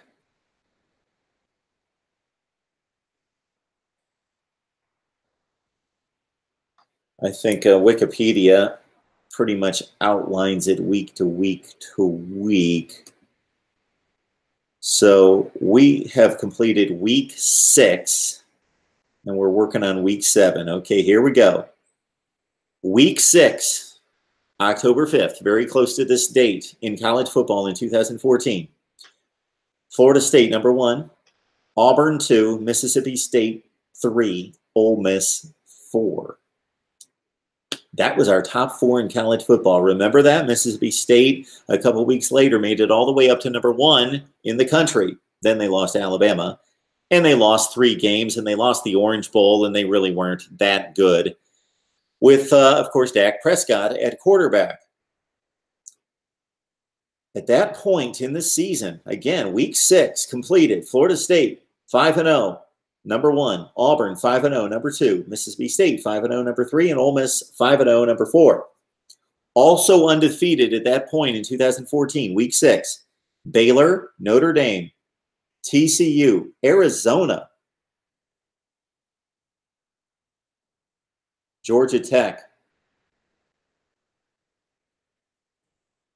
And so, of course, the teams that made the playoffs in 2014, Alabama, Oregon, Florida State, Ohio State, where were they? Well, Florida State was number 1.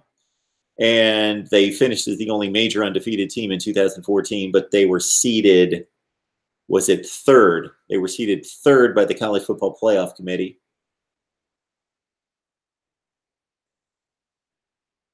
Alabama was number, can you imagine? Alabama had already lost to Ole Miss, and they were number 7 in the country at that point. And Oregon was number 12 in the country. They had already lost its game. They were 4-1. I think that's grammatically correct. Its game, not their game. Anyway, Oregon, number 12 in the country at 4-1. And Ohio State was number 15 in the country at 4-1. That's where we stood in 2014 in week 6. This same week, heading into week 7. After basically everybody had played either 5 or 6 games. Interesting. We go to 2014. Yeah, I got to do a series on this. Let's go to 2015 real quick. 2015, week 6. Got to look at this. Week 6, 2015. So think 2015. Who made the playoffs? Alabama, Clemson, Michigan State, Oklahoma. All right. All right, we got a call coming in. They're interrupting my research here, but I got a call coming in to Mark Rogers TV, the voice of college football, so I always take the calls and appreciate the calls. It's Mark Rogers TV, the voice of college football. Who's on the line? Hey, Mark, 2KJ. I am going to let you run with this. I have a bit of a battery situation that I need to take care of. We have a couple issues that I didn't take care of before I came on, so let me take care of that before we just lose everything. And you let me know what's on your mind. Okay. Well, so I was.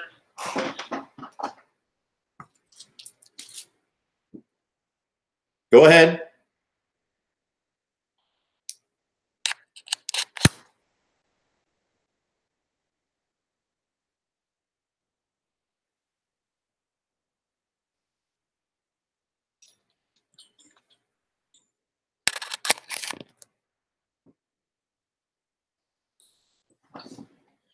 But 2KJ, I don't know if something happened with his phone or he was not listening to instructions there, but I wanted him to just take his point and run with it.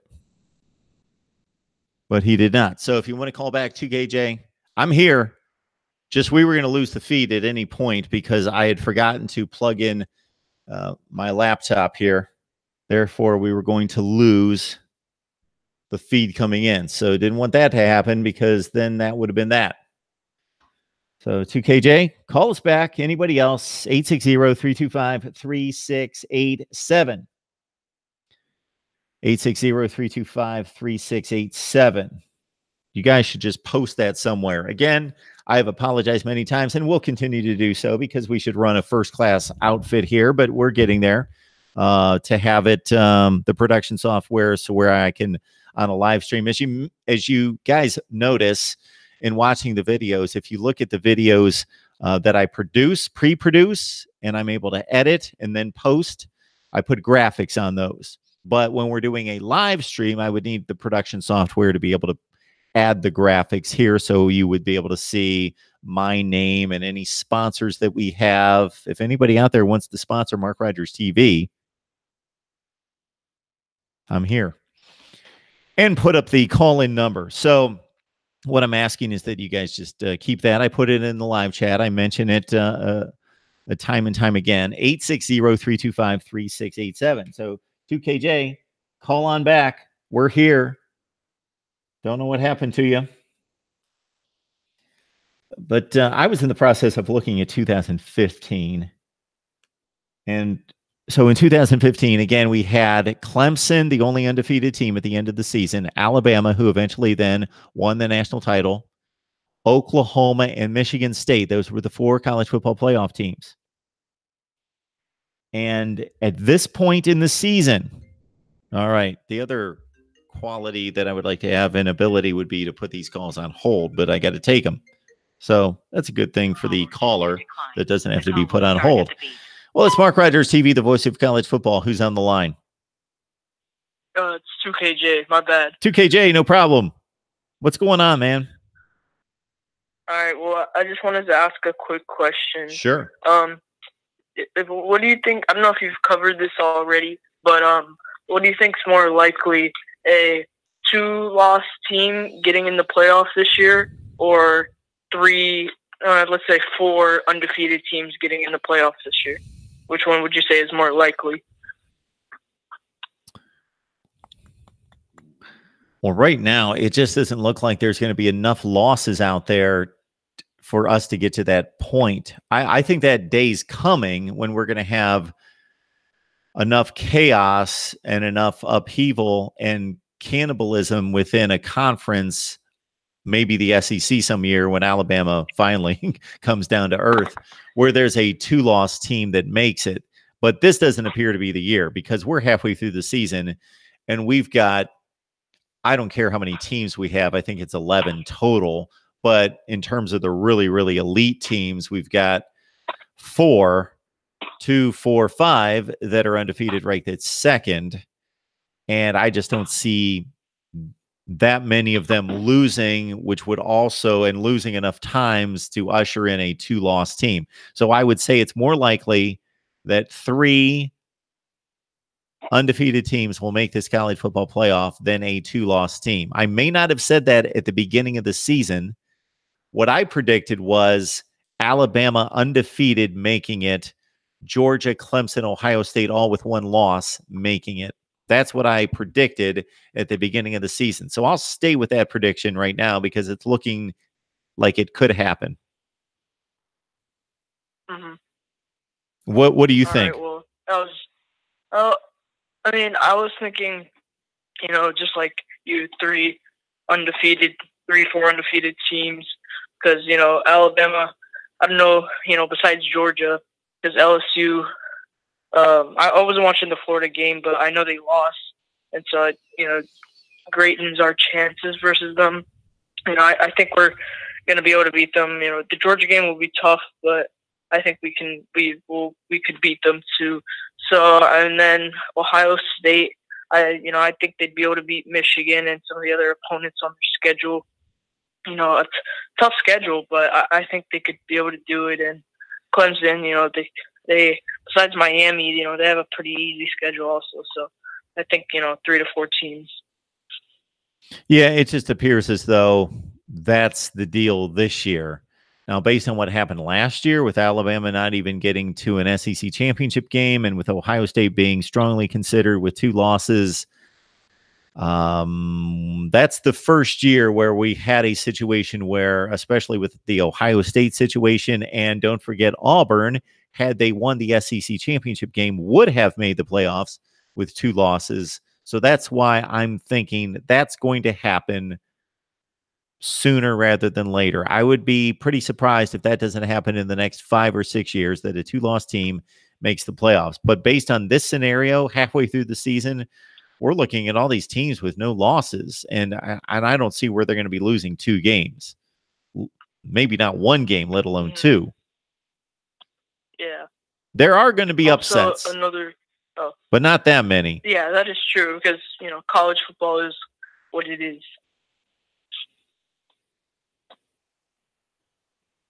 All right, 2KJ, anything else on your mind? One quick question, last question probably.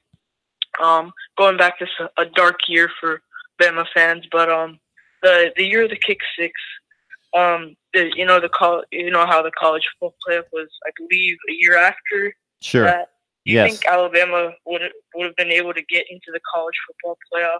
I don't exactly remember who was 3 and 4. I think Auburn was in the top 4, but I don't remember the exact placement. Okay, well, I take pride in knowing all this off the top of my head, but actually, since I'm only a season or 2 away from it online, there's no reason for me to rack my brain. So I've got it right here. So what happened was, of course, the top 2 are easy to remember. Florida State was undefeated, and they eventually won the national title, and Auburn made the BCS title game. So the only team that also could have made the championship game was Michigan State. They won the Big Ten. They lost to Notre Dame early in the season. Otherwise, they ran the table. They beat Ohio State in the Big Ten title game.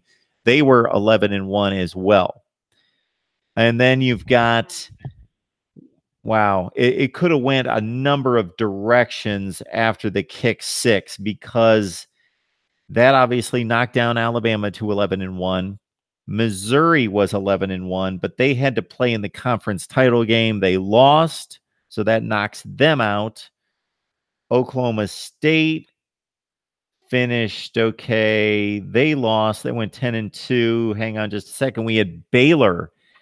This is in 2013. They went 11-1. If you remember that Baylor team, they had Kyle Petty at Bryce Petty at quarterback, and they lost to Central Florida in the Fiesta Bowl. So they would have been under consideration. Ohio State only had 1 loss, but they lost the Big Ten title game, so they would not have been considered. So most likely, our 4-team playoff would have been certainly Florida State, Auburn, and Michigan State as conference champions, all with 1 loss, and Florida State undefeated.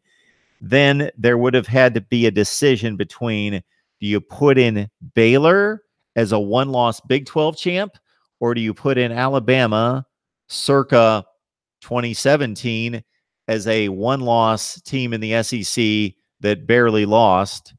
And really, this team would have had a better argument, since they lost on a freaky kick six at the gun on the road at Auburn, versus they lost by 2 scores last year against Auburn. So more than likely, your playoff would have been Florida State, Auburn, Michigan State, Alabama in 2013. That would have been fun to watch. Oh, it would have been a great situation, probably because they just played Auburn and Alabama. Of course, they wouldn't have wanted to seed them 2 and 3. So most likely the seeding would have went Florida State, Alabama in the semifinal, which would have been phenomenal, and Auburn, Michigan State in the other semifinal. Yeah. Oh, this would be fun to go through each year and figure out who would have been in the college football playoff. And I know that's been done by certain writers online, but yeah, there's another video we could knock out, is looking at all the seasons and who would have made a college football playoff. It would have been fascinating. All right, well, that's about wraps it up for me. 2KJ, I appreciate it. You have a good night. You too. Always some good questions when conjecturing what might have happened, what could have been. But that was just the year before we started this whole playoff circus, and we would have had Alabama with a second chance after the kick six to win a national championship, and the opportunity also given to Michigan State, which, when you think about it, is not fair to both Michigan State and Baylor as conference champions with one loss that year. And I'm sure I was screaming about it at the time, that in 2013, here's Michigan State with one loss, and they won the Big Ten championship game over an undefeated Ohio State team. Baylor and the Big 12 did not play a conference championship game, but they did go 11-1. And Auburn goes because of what? Because they played in the SEC. They went to the national championship game and acquitted themselves rather well, almost winning the game, going up 21-3. Trey Mason had a big night, and they took it right down to the last 7 seconds of the game. Kelvin Benjamin, of course, caught the game winner from Jameis Winston. But as I wrap up this, because I'm not going to go through all these years, but in 2015, in week 6, right where we are right now, week 6 completed, heading toward week 7, the top 4 teams in the country were Alabama, Oregon, Clemson, and Ohio State. Alabama, Oregon, Clemson, Ohio State. Now, who made... I apologize. That was 2013. We don't want 2013. We want 2015. All right, 2015, week 6. Top 4 teams in the country. Week 6, this same week, 2015, Ohio State, Baylor, TCU, and Utah. That was your top 4. Ohio State, Baylor, TCU, and Utah. And, of course, none of them made the college football playoff. The 2 best teams out of that group was Ohio State, which could have made the playoff, and TCU, which was really good. And they had a good team in 2015. And then the teams that actually did make it that year, Clemson was number 5 that week. Michigan State was 7 that week. Alabama was number 10. This week in 2015, Alabama, who eventually won the national championship, was number 10. And so Clemson, Michigan State, Alabama, Oklahoma.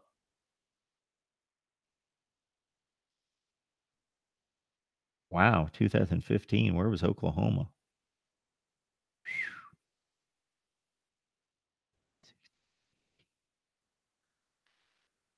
This week in 2015, Oklahoma was number 19 in the country. Because if you recall, they lost to Texas, who was not very good. Oklahoma was number 19 in the country this week in 2015, and they made it to the college football playoff. Check out the AP poll. Let's see who's number 19. I think it's Colorado. Are they going to make the playoff? So none of the teams were in the top 4 that eventually made the playoff that year. They were sitting at number 5, 7, 10, and 19. Interesting. Interesting stuff.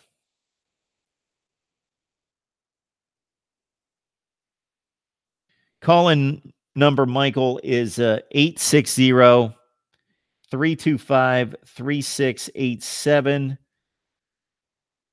And I put it there in the chat. So we got Michael. I'm sorry, not Michael George. Michael Bange. Always like to know who you root for, how long you've been watching when I haven't seen you before. Ricky on the line. Good to see Ricky. Players should be able to get paid for their likeness, just not from the university. Absolutely, they should. Valdez Mosley. Somebody mentioned something about recruiting, that I should cover recruiting. I think it was Valdez made that comment a few minutes ago.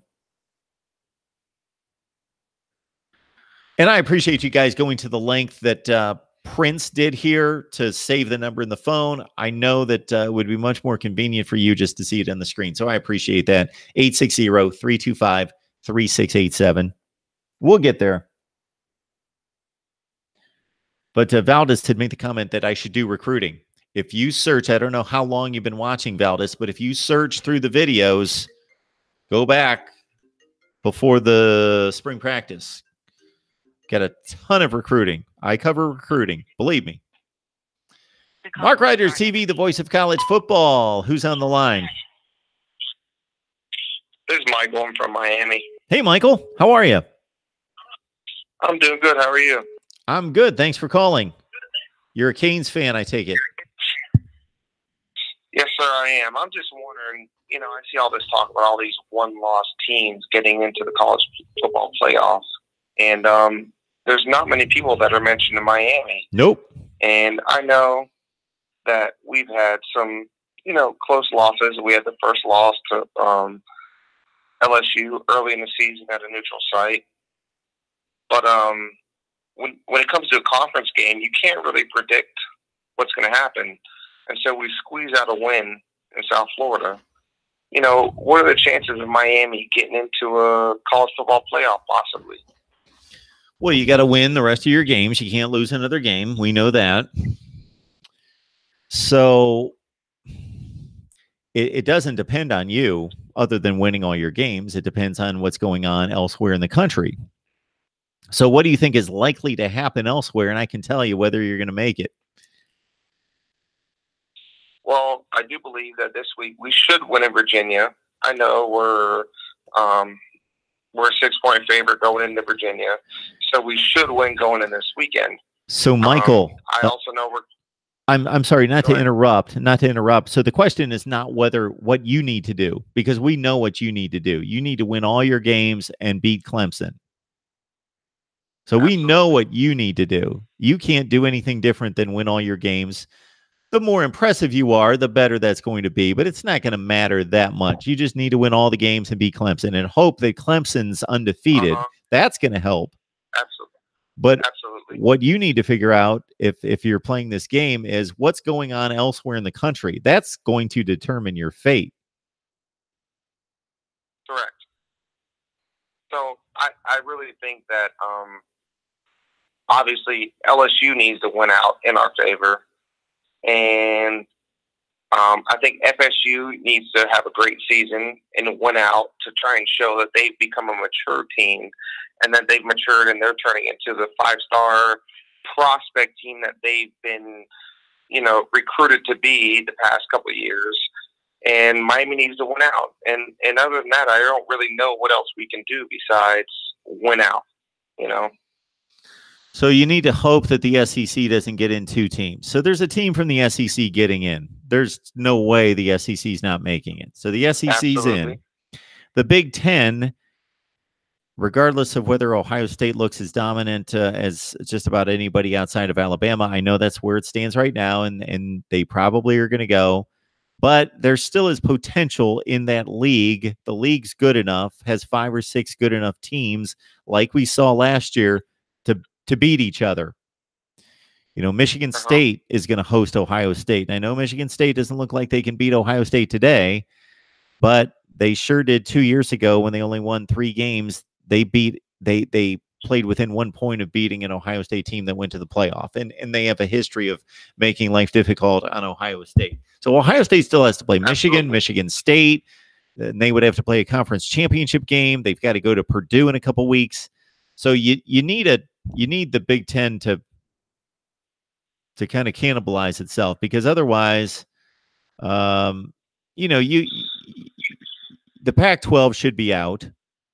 The SEC is going to make it, so there's a spot taken. You can root for the Big 12 to mess itself up as well. Have a bunch of 1-loss and 2-loss teams. Yeah. And yeah, there's a number of ways in which you can make it. Yeah, and see, I understand. I see Clemson almost went down to Syracuse at home, and that was kind of a scary thought for us UM fans, wondering, you know, hey, if Clemson goes down at home to Syracuse, you know, what do those chances hold for us to make college football playoffs if we win out? You know, and that's a scary thought. And so they won, and you know, obviously we're happy. And then all of a sudden, LSU goes down to Florida. And so then that kind of brings our stock down just a little bit. And we're wondering, what chance do we have to get in there? And so obviously we're rooting at Clemson to win out so we can face them in the ACC championship if we make it there, if we handle our business. And so we're wondering, if Clemson wins out and Miami wins out, what is the chance that an ACC champion gets into the playoff? And that's my question to you. I think it's about 75 or 80%. I think it's rather high. There are going to be upsets elsewhere. So you're telling me what's going to happen in the ACC is that Miami beats an undefeated Clemson team in the championship game. That looks very impressive. And the SEC is going to be there.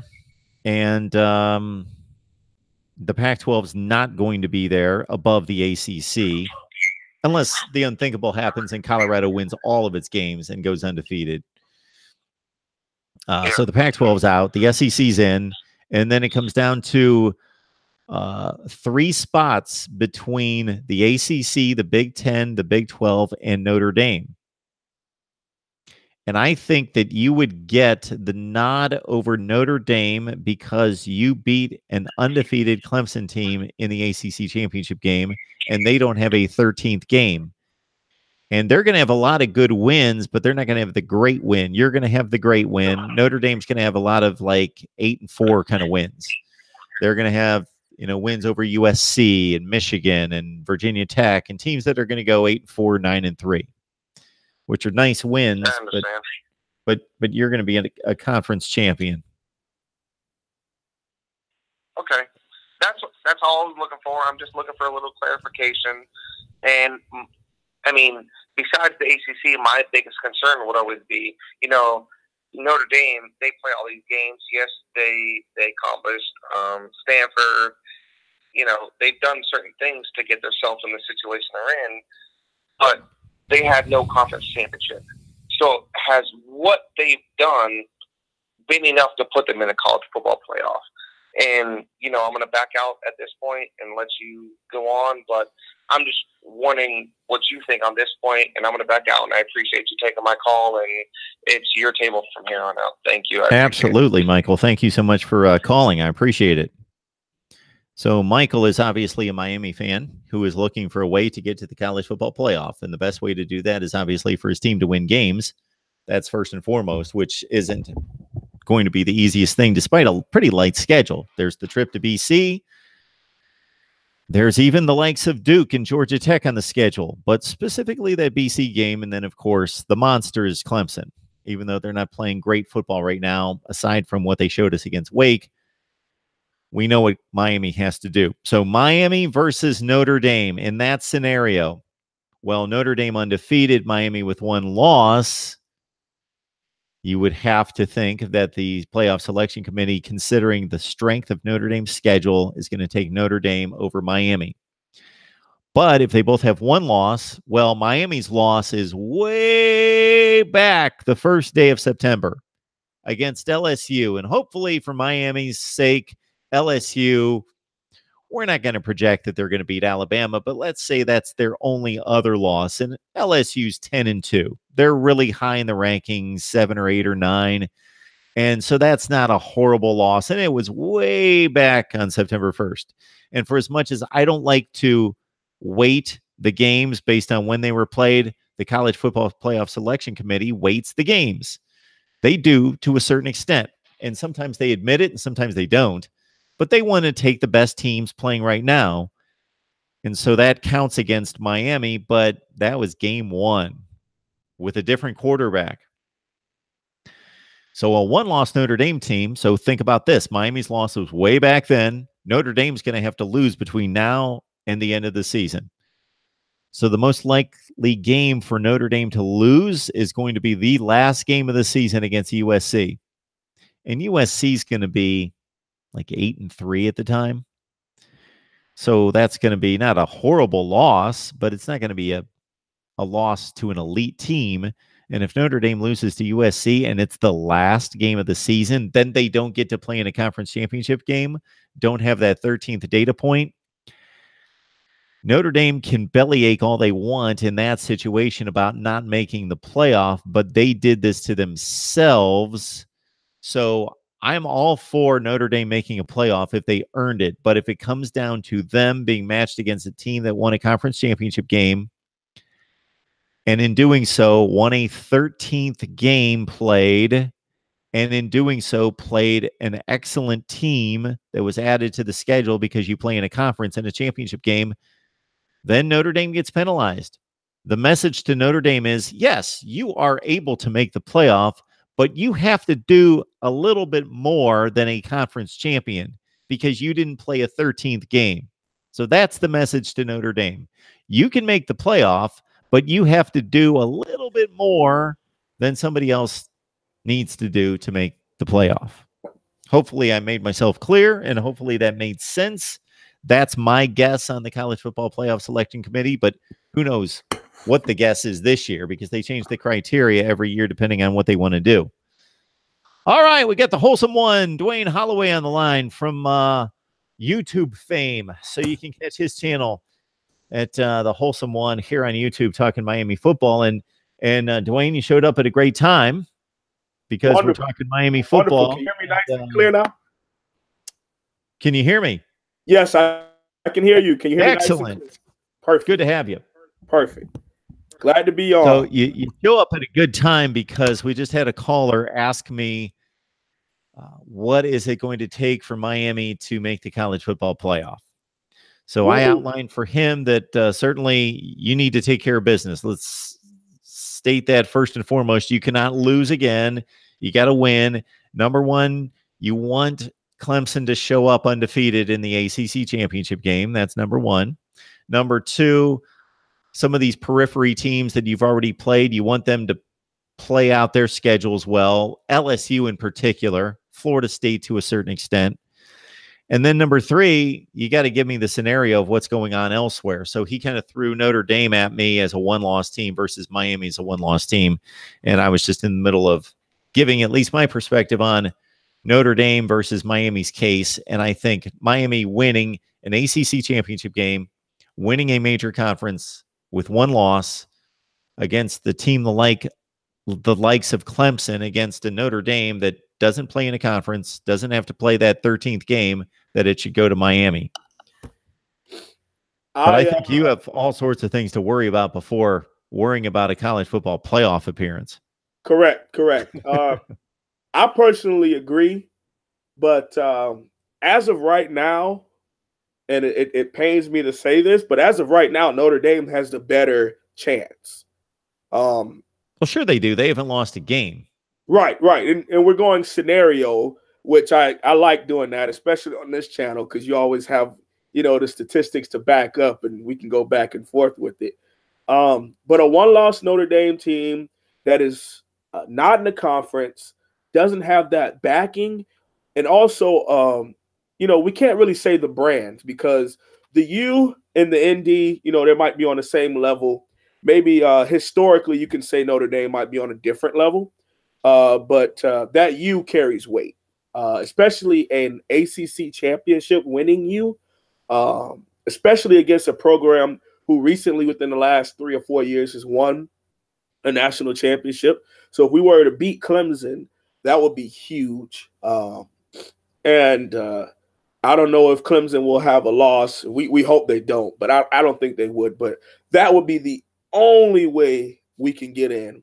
And even then, I think it'll still be a conversation because if LSU has another stumble towards the end of the season, like they did going into Gainesville and losing to Florida, which was a great game. The score doesn't really illustrate how close of a game that was, eluding that pick six, towards the end of the game. They kind of had it pull away for a while. But if we can have LSU win out, or at least make it a game against Bama. I forgot about that. The Bama game is still coming. But if they're able to fight hard against Bama and at least finish out, 10-2, somewhere around there, that'll help our cause.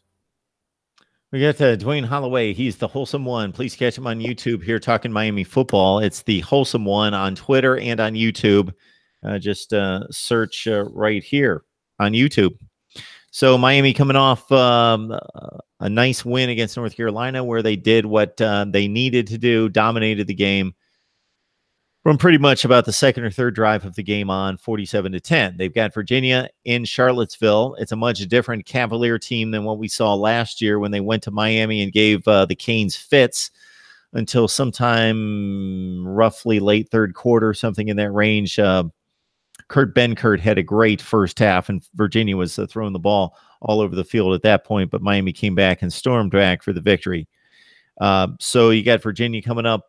Before we talk about the Cavaliers, your thoughts about N'Kosi Perry? Obviously, he's front and center now.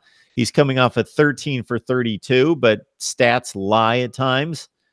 There were some drops. There were also just some situations in which he just decided to throw the ball away. The Florida State defense played rather well most of the game. Your thoughts about N'Kosi? N'Kosi Perry, like I've alluded to before, I was the Malik Rozier guy. I was the guy that was behind Malik Rozier and saying, yada, yada, yada, fifth-year senior. But that guy's behind us now. He where he should be, holding a clipboard and sending in signals to N'Kosi Perry. Just to see a guy, and anybody who's not only a fan of just the University of Miami, or if you love college football no matter what, you all can really feel where I'm coming from when I say it feels great to have a quarterback that you're confident in. Not necessarily saying he's going to go down. If we're down by 4, I know in my heart he's going to go get 6 or 7. It's just that he may make one mistake a game, maybe 2, but that's about it. This guy, just to see the throws he's able to make, in that Tallahassee game, he made a lot of great throws down the seam to Jeff Thomas. The deep ball is back. I haven't seen deep balls like that be thrown since Brad Kaya. And before Brad, Ja'Cory Harris, throwing to Travis Benjamin. And that's a decade ago, if you can believe that. To see the deep ball accuracy, to see the steely-eyed focus, the way he takes command of the huddle, the way I hate to say it like this, but it's kind of like Baker Mayfield starting for the Cleveland Browns. I mean, everybody's behind him. The fans, the players, the O-line blocking harder, wide receivers going after the ball in space. There was one time he threw a seam route to Cager. I mean, we were attacking the seams pretty hard against Tallahassee. And Cager drops the ball. But that was because he was in triple coverage, and I don't think Cager's used to getting that ball thrown to him with such accuracy that it caught him off guard, that this kid, wow, he really put that ball in that pocket. This guy can honestly be the quarterback to take us to the next level. If I'm being honest, if we keep Malik Rozier, we might end up 9-4, 8-5 season. This, having N'Kosi Perry, keeps us at my 11-1 guesstimation, hypothesis, however you want to say it, educated guess, on to for the rest of the season. All right, so we've got Miami with 1 loss. It's out of conference, so they control their destiny in the Coastal Division, and they will continue toward that division championship quest when they take on Virginia on the road in Charlottesville. They've got a couple wins under their belts in the ACC against North Carolina in particular already. So your thoughts about the matchup against Virginia? Virginia lost to North Carolina State. That was a fairly close game. The week before, they went to Louisville.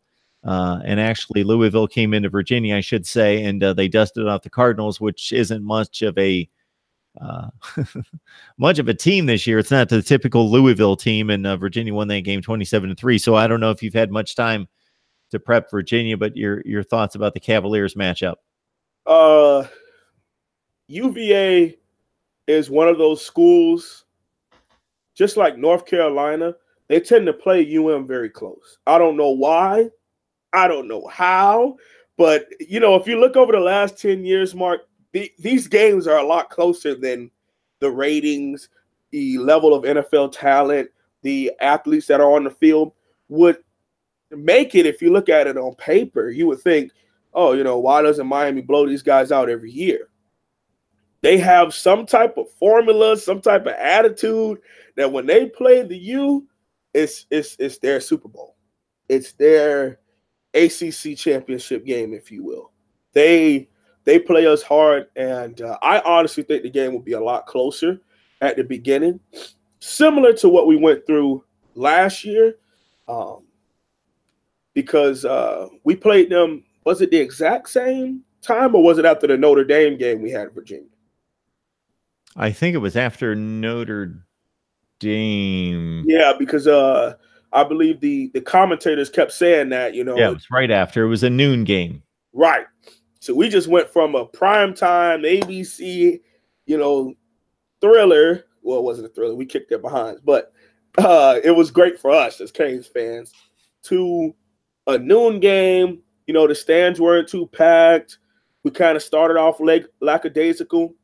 But Mark Richt said something today, actually said it Monday, that really resonated with me. He said that it's a lot easier to collect a team to focus when you're going on the road. You don't have any recruits coming in on visits. You don't have to worry about family members and tickets. You don't have to worry about things that happen at a home game. When you're away, you have to start off strong. You have to be focused going into the game. So putting those guys' heads together and getting them to focus back up will be a lot easier away. I personally agree with that. I think that makes a lot of sense. This is their homecoming. They put us as their homecoming. That in of itself is enough disrespect for me, saying that we have to come focused for this game. They're going to come out guns blazing. They just watched our defense give up some big plays in the passing game. It was some trick plays, whatever, but they're coming off a bye week. They've had plenty of time to sit down and watch where we have our faults at, who they can attack in the passing game, things of that nature, where we're having problems in open field tackling. Hey, those coaches get paid millions of dollars too, Mark. I honestly think they're going to come to play, and if we don't slam the door early, I honestly think it might be a 14 to 10 point game if we don't blow them out early. So, Holsum, one, you mentioned, I believe, on Twitter that the Florida State win was a good win. And I understand that line of thinking because Florida State has an extremely talented roster. They are the rival. And you just want to beat your rival. You want to get out of there. And number 3, although it was ugly getting down 27-7, you were able to come back and score the final 21 points of the game. And anytime you can do that, that's a pretty rare accomplishment to come back against a Power 5 team 20 points down late third quarter and get it done. So you feel pretty good about the win, regardless of Florida State struggling and it only being a 1-point win. Mark, that game is the most important game on our schedule every year. Especially to a guy like me, played Optimist football with Dalvin Cook. Played against a lot of those guys that went to Tallahassee, know a lot of their recruits. That game means the world. I was overcome with emotion. I'm at work, and I just broke down. I couldn't hold it in because, and people up in North Dakota don't really understand what that means. That game means to us, but those guys gave their all in this game. Like I said in my YouTube on my channel, the Holsum one, I said that these people would much rather be 0-4 and beat us than be 4-0 and lose to us.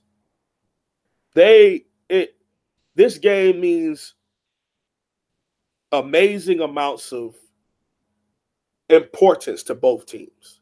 So to see a team like us, who for the last 10 years, how many of those games have been within 4 points? If not all of them, excluding the 2013 game, which was 41-14. They blew us out on primetime TV. But that was only out there the third quarter, and Duke Johnson broke his ankle. But even when we were nowhere near the same caliber as them, you know, they're bringing in 5-star recruits left and right. 2016, they just came off of the #2 recruiting class in the nation, and they win with a blocked extra point. Mm-hmm. At the end of the day, they won the game. There's nothing that we can say. The refs shouldn't have called Mark Walton's 60-yard touchdown back for an abysmal holding call. But at the end of the day, history is going to say a W. And that is all that matters in this series. Wins and losses, whether it's wide left, wide right, a blown coverage here, a drop touchdown there, a strip sack that wasn't to be.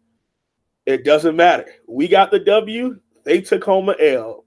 With that horrific backpack, they took an L, folded it up real nice, and put it right in their Dora Explorer backpack and took it home. So, yeah, the win has to be evaluated differently than other wins because of the rivalry, the tradition, and even the current talent on the Florida State team. Even though it's underperforming, it's one of the more talented teams that you're going to play this year. LSU and Florida State. Those are the two most talented teams in the regular season you're going to play. But Holsum One, you do understand the concern if you're a Miami fan, or the criticism if you're not a Miami fan of, okay, Florida State's been generally awful this year. They barely beat Stanford. They had to come back from 2 scores down to beat Louisville in the fourth quarter, who's been awful. And we were letting them win this game by 20 points for the majority of the game. Florida State was outplaying Miami. So you understand the cause for concern from that standpoint. Of course. Of course. And on my review, which I will be uploading tomorrow, I'm trying to edit it and make sure that it looks nice and really get my point across. The win is what I took from it, but everything else was unacceptable. I mean, we're ranked 69th in the country offensively. Let that sink in. With Miami talent, regardless of the star system, majority, 83% of our roster is from Florida. And when you speak Florida, especially South Florida talent, you're talking about speed and athleticism. But we have teams like Colorado and Wyoming or whatever ranked above us in offensive production, which is abysmal. That's horrific. And a lot of it has to go to the fact that Mark Richt, his play calling, his lack of aggression, his doing 5 run plays back to back to back, and I could just go on and on. It's unacceptable how the game went. The W is important to me, of course, but at the end of the day, when I went back and watched the film, there were a lot of things that if we ever want to be considered the U nationwide, highly respected again, there's a lot of things we got to fix. A lot of things, especially open field tackling on defense. There was a lot of open field tackling being missed. Now, Manny Diaz is the only reason why we won as many games as we have. Let's be honest about that. And we're ranked #2 in total defense. So the only thing I would say is let's fix our open field tackling. But offensively, oh man, it was tough to sit and watch. I had to kind of fast forward to halftime. I just couldn't do it, man. This guy, Mark, he's killing me, man. He's killing me with these offensive calls. But a part of me honestly believes it's the confidence he's getting in N'Kosi Perry. And we saw it in the game, allowing him to drop back and take those deep balls and throw the ball deep. We saw him grow up in the middle of the game. We got the Holsum One on talking Miami football. You can catch him on his YouTube channel, the Holsum One. And I'm just kicking back, listening to some Miami football talk, as he knows it as well as anyone, what the Canes are up to and what the prospect is this week at Virginia.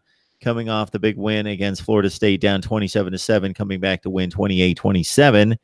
And it not necessarily being a squeaker at the wire where they had to score late. They scored those points very quickly with the turnovers and the quick strike passing from N'Kosi Perry, and most notably the Michael Pinckney pick on the underneath pass from DeAndre Francois on the screen that he missed Pinckney on. So with the quarterback situation upgraded, would the offensive line be the next target of major concern? Yeah. And we've also made an adjustment to our offensive line. We've moved Donaldson from right tackle back inside the right guard and brought in Scaife, who was a true freshman. We brought him in to play the right tackle. And seeing this young man, I wouldn't say handle, but he did a lot better than I thought was going to happen against Burns in pass protection. Burns really made his plays in the first half. Once we were able to have our tight ends stay in pass protection, have our running backs come help in pass protection, and made that move, Donaldson, who is, to me, can be an all ACC guard, who we were experimenting at tackle, moved him back inside, and last name Taylor, 21, I can't think of his first name, but the interior lineman who was doing great against us in the first half, Donaldson shut him down too. So once he moved inside. So the offensive line, I think, is also a scapegoat that a lot of people love to do. Oh, the O-line wasn't doing this. O-line wasn't doing that. But we definitely – now, one thing I will say, we have to fix the run game. I've seen Old Dominion run all over these people. Virginia Tech was having a ball game running all over these people. Sanford was running the ball all over them. I mean, and then they play us, even though I have said before, when they play us, it's different. But it was still unacceptable to see that. And I love Travis Homer, but DJ Dallas is the guy that really has the hot hand. And we kind of pulled his carries in the second half. I don't know what was going on with that. I don't have inside information on what the issue is going on there. But I think we have to really fix that issue too. But we're doing a lot better with the new offensive line. And now we got to build some chemistry with these guys. With that one in-game adjustment, we were really able to start passing the ball, really starting able to give some more time to N'Kosi Perry. And me, you, and everybody else who was watching the game saw that when you give N'Kosi Perry time, he finds our guys in open field. And I think that issue has been not necessarily fixed, but it's a lot better than it was previously. Get the Holsum one on the line, talking Miami football as the Canes come off a big win against Florida State. They're 2-0 in the ACC. They're 5-1 with the loss to LSU, of course. They've basically got the Coastal Division to deal with, plus a game at Boston College on a Friday night. And I will repeat, as I did a few weeks ago, or a few shows ago, that I am about 2 to 2.5 hours away from Boston.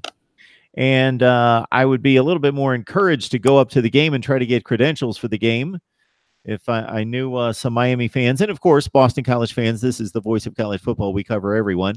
Be encouraged Boston College fans as well, of people that watch the show would be up at the game. I didn't know that maybe we might have some viewers that will be attending the game, because maybe I'll get up there with some credentials and we'll do some live streams from up at the stadium with Boston College and Miami on a Friday night. So we got the Holsum one here, breaking down the Canes. Are there any particular players that you've been excited to see? We know the stars, but anybody else that you've gotten a look at these 6 games, the first half of the season, and thought, we didn't know much about him in the offseason, or he didn't get to play a whole lot last year because maybe he was redshirting or a backup, but you're pleased with the performance of anyone in particular? I can give you a couple actually.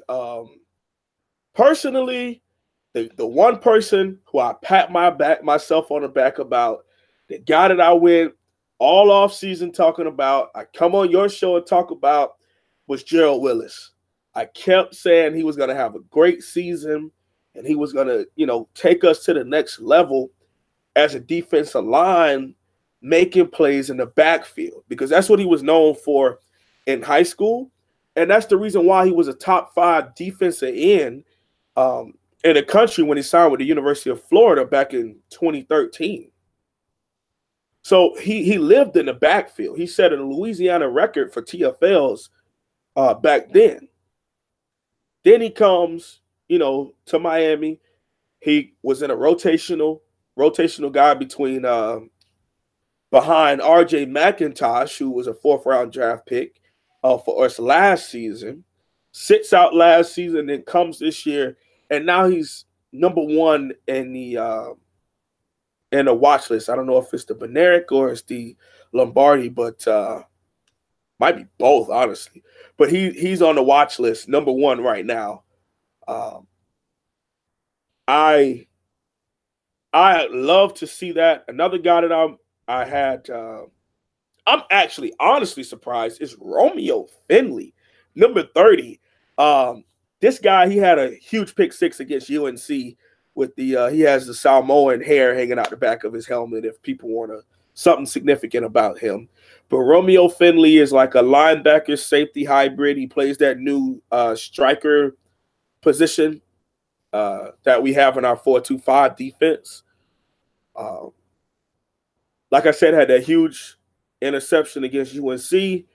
He graded out for the first month, or for the month of September, had a 94.5 for Pro Football Focus when they do their college skits. Had a top 5 grade, as a linebacker, which was amazing to see. Jonathan Garvin, a guy who I talked about also, who made some plays, but he was just a situational pass rusher. Take you back to last year against Virginia Tech to seal the game, had a key strip sack, and fell on and recovered it. The very next week against Notre Dame did the exact same thing, huge strip sack. We fell on it to seal the game, really tear their hearts out. Well, now he's tied with Gerald Willis with 12.5 TFLs for this season as a full-time starter. So now we get to see a guy who's really doing things the right way. Quiet guy, under-recruited, coming out of a small school down here in South Florida. True sophomore at that. Out here balling, man. Really, really proud of that guy. Mike Harley has made some pretty big plays offensively. I've been very, very, very critical of Lawrence Cager over the last 3 years. Hopefully he heard me. Maybe that's why he's playing the way that he's playing. But in the absence of Ahmad Richards, which is a sad thing to see a guy like that's career come to an end. But in the absence of Ahmad Richards, Cager has been balling, man. And it pains me to say, but he's a Cane. So regardless, I'm happy for him. I'm happy for his production. He's doing a great thing, and I'm proud to see him living up to the hype. Because he was a top 10 wide receiver coming out of high school out of Baltimore in the DMV area. And he was ranked in the top 10, and he was committed to Bama for 3 seasons. So I'm expecting this guy to come be like Julio Jones 2.0 in Miami. Well, that didn't happen for a long time, but this year he's putting together some really good plays, attacking the football. He's playing like a 6'5" guy should play. And that was my biggest gripe with him. He's 6'5", playing like he's 5'9". Who else? DJ Dallas and Travis Homer. Proud of those guys, of course. Consistent pros. One's a talker. One just does his thing. And, Travis Homer, he runs over people, keeps it moving, doesn't say a word, hands the ball to the ref, runs back to the huddle. DJ Dallas runs somebody over, gets in their face and let them know if they ever come back in the hole again, it's going to happen again. So we get a happy medium with guys like that too. D. Wiggins was able to get in the game this past week, number 8, 4 or 5 star recruit guy out of Miami South Ridge. Brian Hightower has showed up. He had that huge catch against, and it was against Greedy Williams too. And he's a freshman, and Greedy is one of the best corners in college football. You know, he bombs him in the LSU game. That was huge, even though it was a blowout at that point. But yeah, those are some of the guys. Brevin Jordan. I could just keep going all night long, Mark. Brevin Jordan, man. Woo! Thank God we got him, you know, all the way from Las Vegas at Powerhouse Bishop Gorman, who they've been struggling as of late, but he has been one of the consummate great football players. You know, Al Blaze Jr. has been doing well on special teams. So, yeah, my guys they're showing up, and that means a lot to me. I'm really happy to see these guys, because when you follow recruiting as hard as guys like us do, you follow your team, your neighboring teams. I even had to start following Clemson because they started taking guys out of South Florida, and they're balling for Clemson. So I had to start focusing on guys like that too. So it's nice to see that transition of guys go from balling in high school as 4 or 5 star recruits to showing up in, at the U. Because under Al Golden, these guys wouldn't play until they were junior, seniors. And by that time, some have even transferred or kind of lost their confidence. So it's really nice to see Mark Richt, regardless of if you're a freshman, sophomore, he's giving guys an opportunity to play. And I'm truly excited to see it all coming to a head.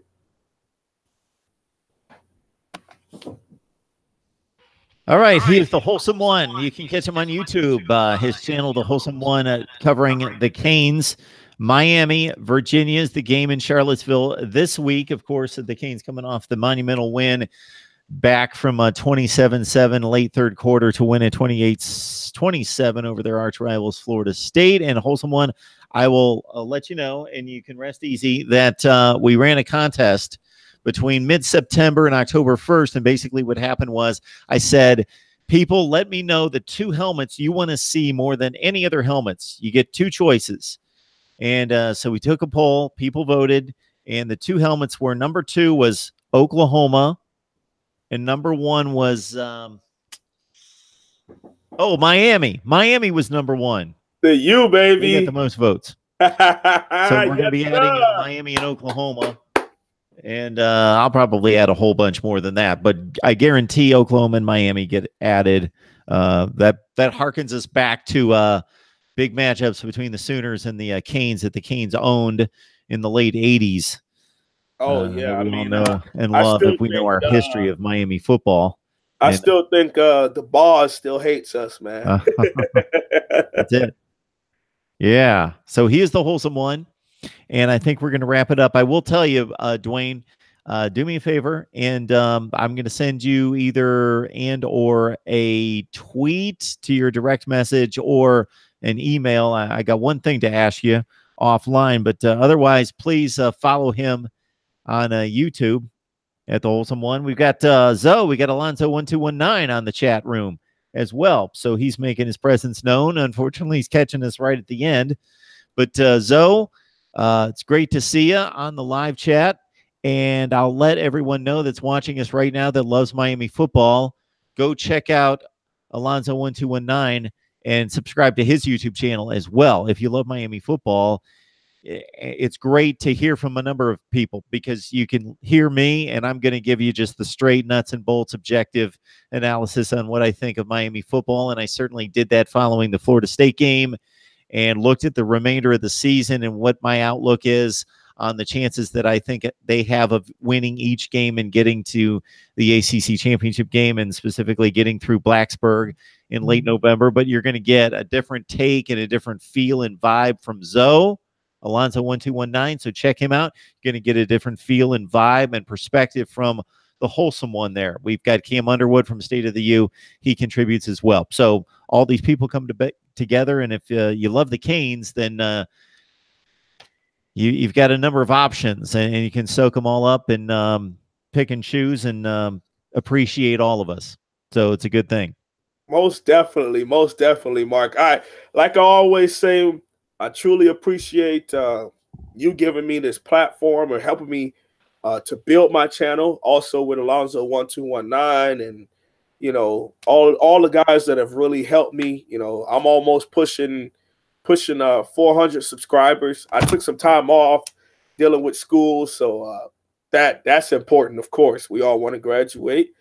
I just got accepted into Arizona State for grad school, so happy about that. So yeah, absolutely. Yeah. I'm actually, doing the film analysis and all that stuff isn't just a passion of mine for fun. I actually am trying to get a GA position, so that's something that I'm working into because coaching is what I want to do in the future. So hopefully these you videos don't get me in trouble later on in life, but that's why I try not to curse or do anything too wild on my channel. But it was a great time. I truly appreciate you all letting me on. Thank you for everyone who's tuned in. Everybody knows when it comes to this I love it. But I'll leave you with this, baby. Something I wrote earlier, baby. Roses are red. FSU fans are blue. The last 2 years against this y'all are 0-2. That's sweet. I got skills, baby. you turned it a couple times there. You didn't just go with the roses are red, violets are blue, and then the boom. Then you turned it again. You turned it again. You gave it a couple more flips there. That was nice. Yeah, appreciate that, man. I'm no rapper, but hey, when it comes to this I guess I got other powers, man. Holsum One, we're going to let you go. We appreciate it. I have been running around here since about 7 o'clock this morning with work and been on this live stream now for pushing 3 hours. So I'm going to let you go, and I'm going to wrap things up and let some folks know what we've got going the rest of the week and what's available to them here at Mark Rogers TV. So I always appreciate the time and the breakdown. All right, brother. No problem. It's all about you, baby. All right, Dwayne Holloway, the Holsum One. And again, you get the Holsum One on YouTube. You've got Zoe, our man, Alonzo 1219. Catch him on YouTube as well for Miami football perspective. Okay, I got my top 25 out that actually makes sense. It's the top 25 that actually makes sense, released on Sunday. Following huge wins this weekend by Notre Dame, Texas, and Miami, I gave my outlook on what those wins meant coming down the stretch and looked at the schedule and their chances of making the college football playoff. Also, Colorado defeating Arizona State are now 5-0. Do I believe the Buffs are worthy of college football playoff consideration? Of course not. But the next 2 weeks, they've got USC and Washington. So I cut a video and released it on Colorado football and what the Buffs need to do to make the college football playoff. We're also doing some work for SG1 Sports. Go over there. I've got a Michigan-Wisconsin preview and prediction. Also, 2 of the other big games of the week, Washington, Oregon, and LSU and Georgia. You're going to see the U helmet. You're going to see Oklahoma. It's coming soon. Hang loose there. We will get that done. I've got a live stream coming up tomorrow night at 7 o'clock Eastern time as well. Thursday at 7 o'clock Eastern time. I know that I've got Stephen M. Smith of Touchdown Alabama wrapped up to talk Bama football. A few other people lined up for tomorrow night. Our 11:45 a.m. Eastern time live stream comes your way on Friday, talking betting lines. Week 7, Steve Merrill of Pro Sports Info. And other than that, if you miss part of this chat that's been going on here for almost 3 hours, you can just wait till it processes in post, and it's going to be right there for you to take in start to finish and pick and choose what you like. We talked Florida football. We talked a whole bunch of college football playoff scenarios because that's what the callers wanted to talk about. So I appreciate your calls. And you can just take the call-in line and just leave it by your bed, your fridge, post it wherever you need to. 860-325-3687. But I'm going to call it a day. We appreciate it. Please support the channel. You can do so by the likes, the comments, and of course, subscribe. If you're more into the audio, Google Play, Podbean, iTunes, and Stitcher. And in a few days, you can catch us on Spotify as well. and support the channel by doing your Amazon shopping, by grabbing one of the YouTube links, or I'm sorry, grabbing one of the links in the YouTube description section under any of the videos. Go to any of the videos, grab the Amazon link. You don't have to buy what's on the link. Just enter Amazon and do your regular shopping using one of those links to support Mark Rogers TV. We appreciate it. We are the voice of college football, only with your help. So thank you so much, and we will see you next time, which is Thursday night at 7 o'clock Eastern for another live stream to preview Week 7 of college football.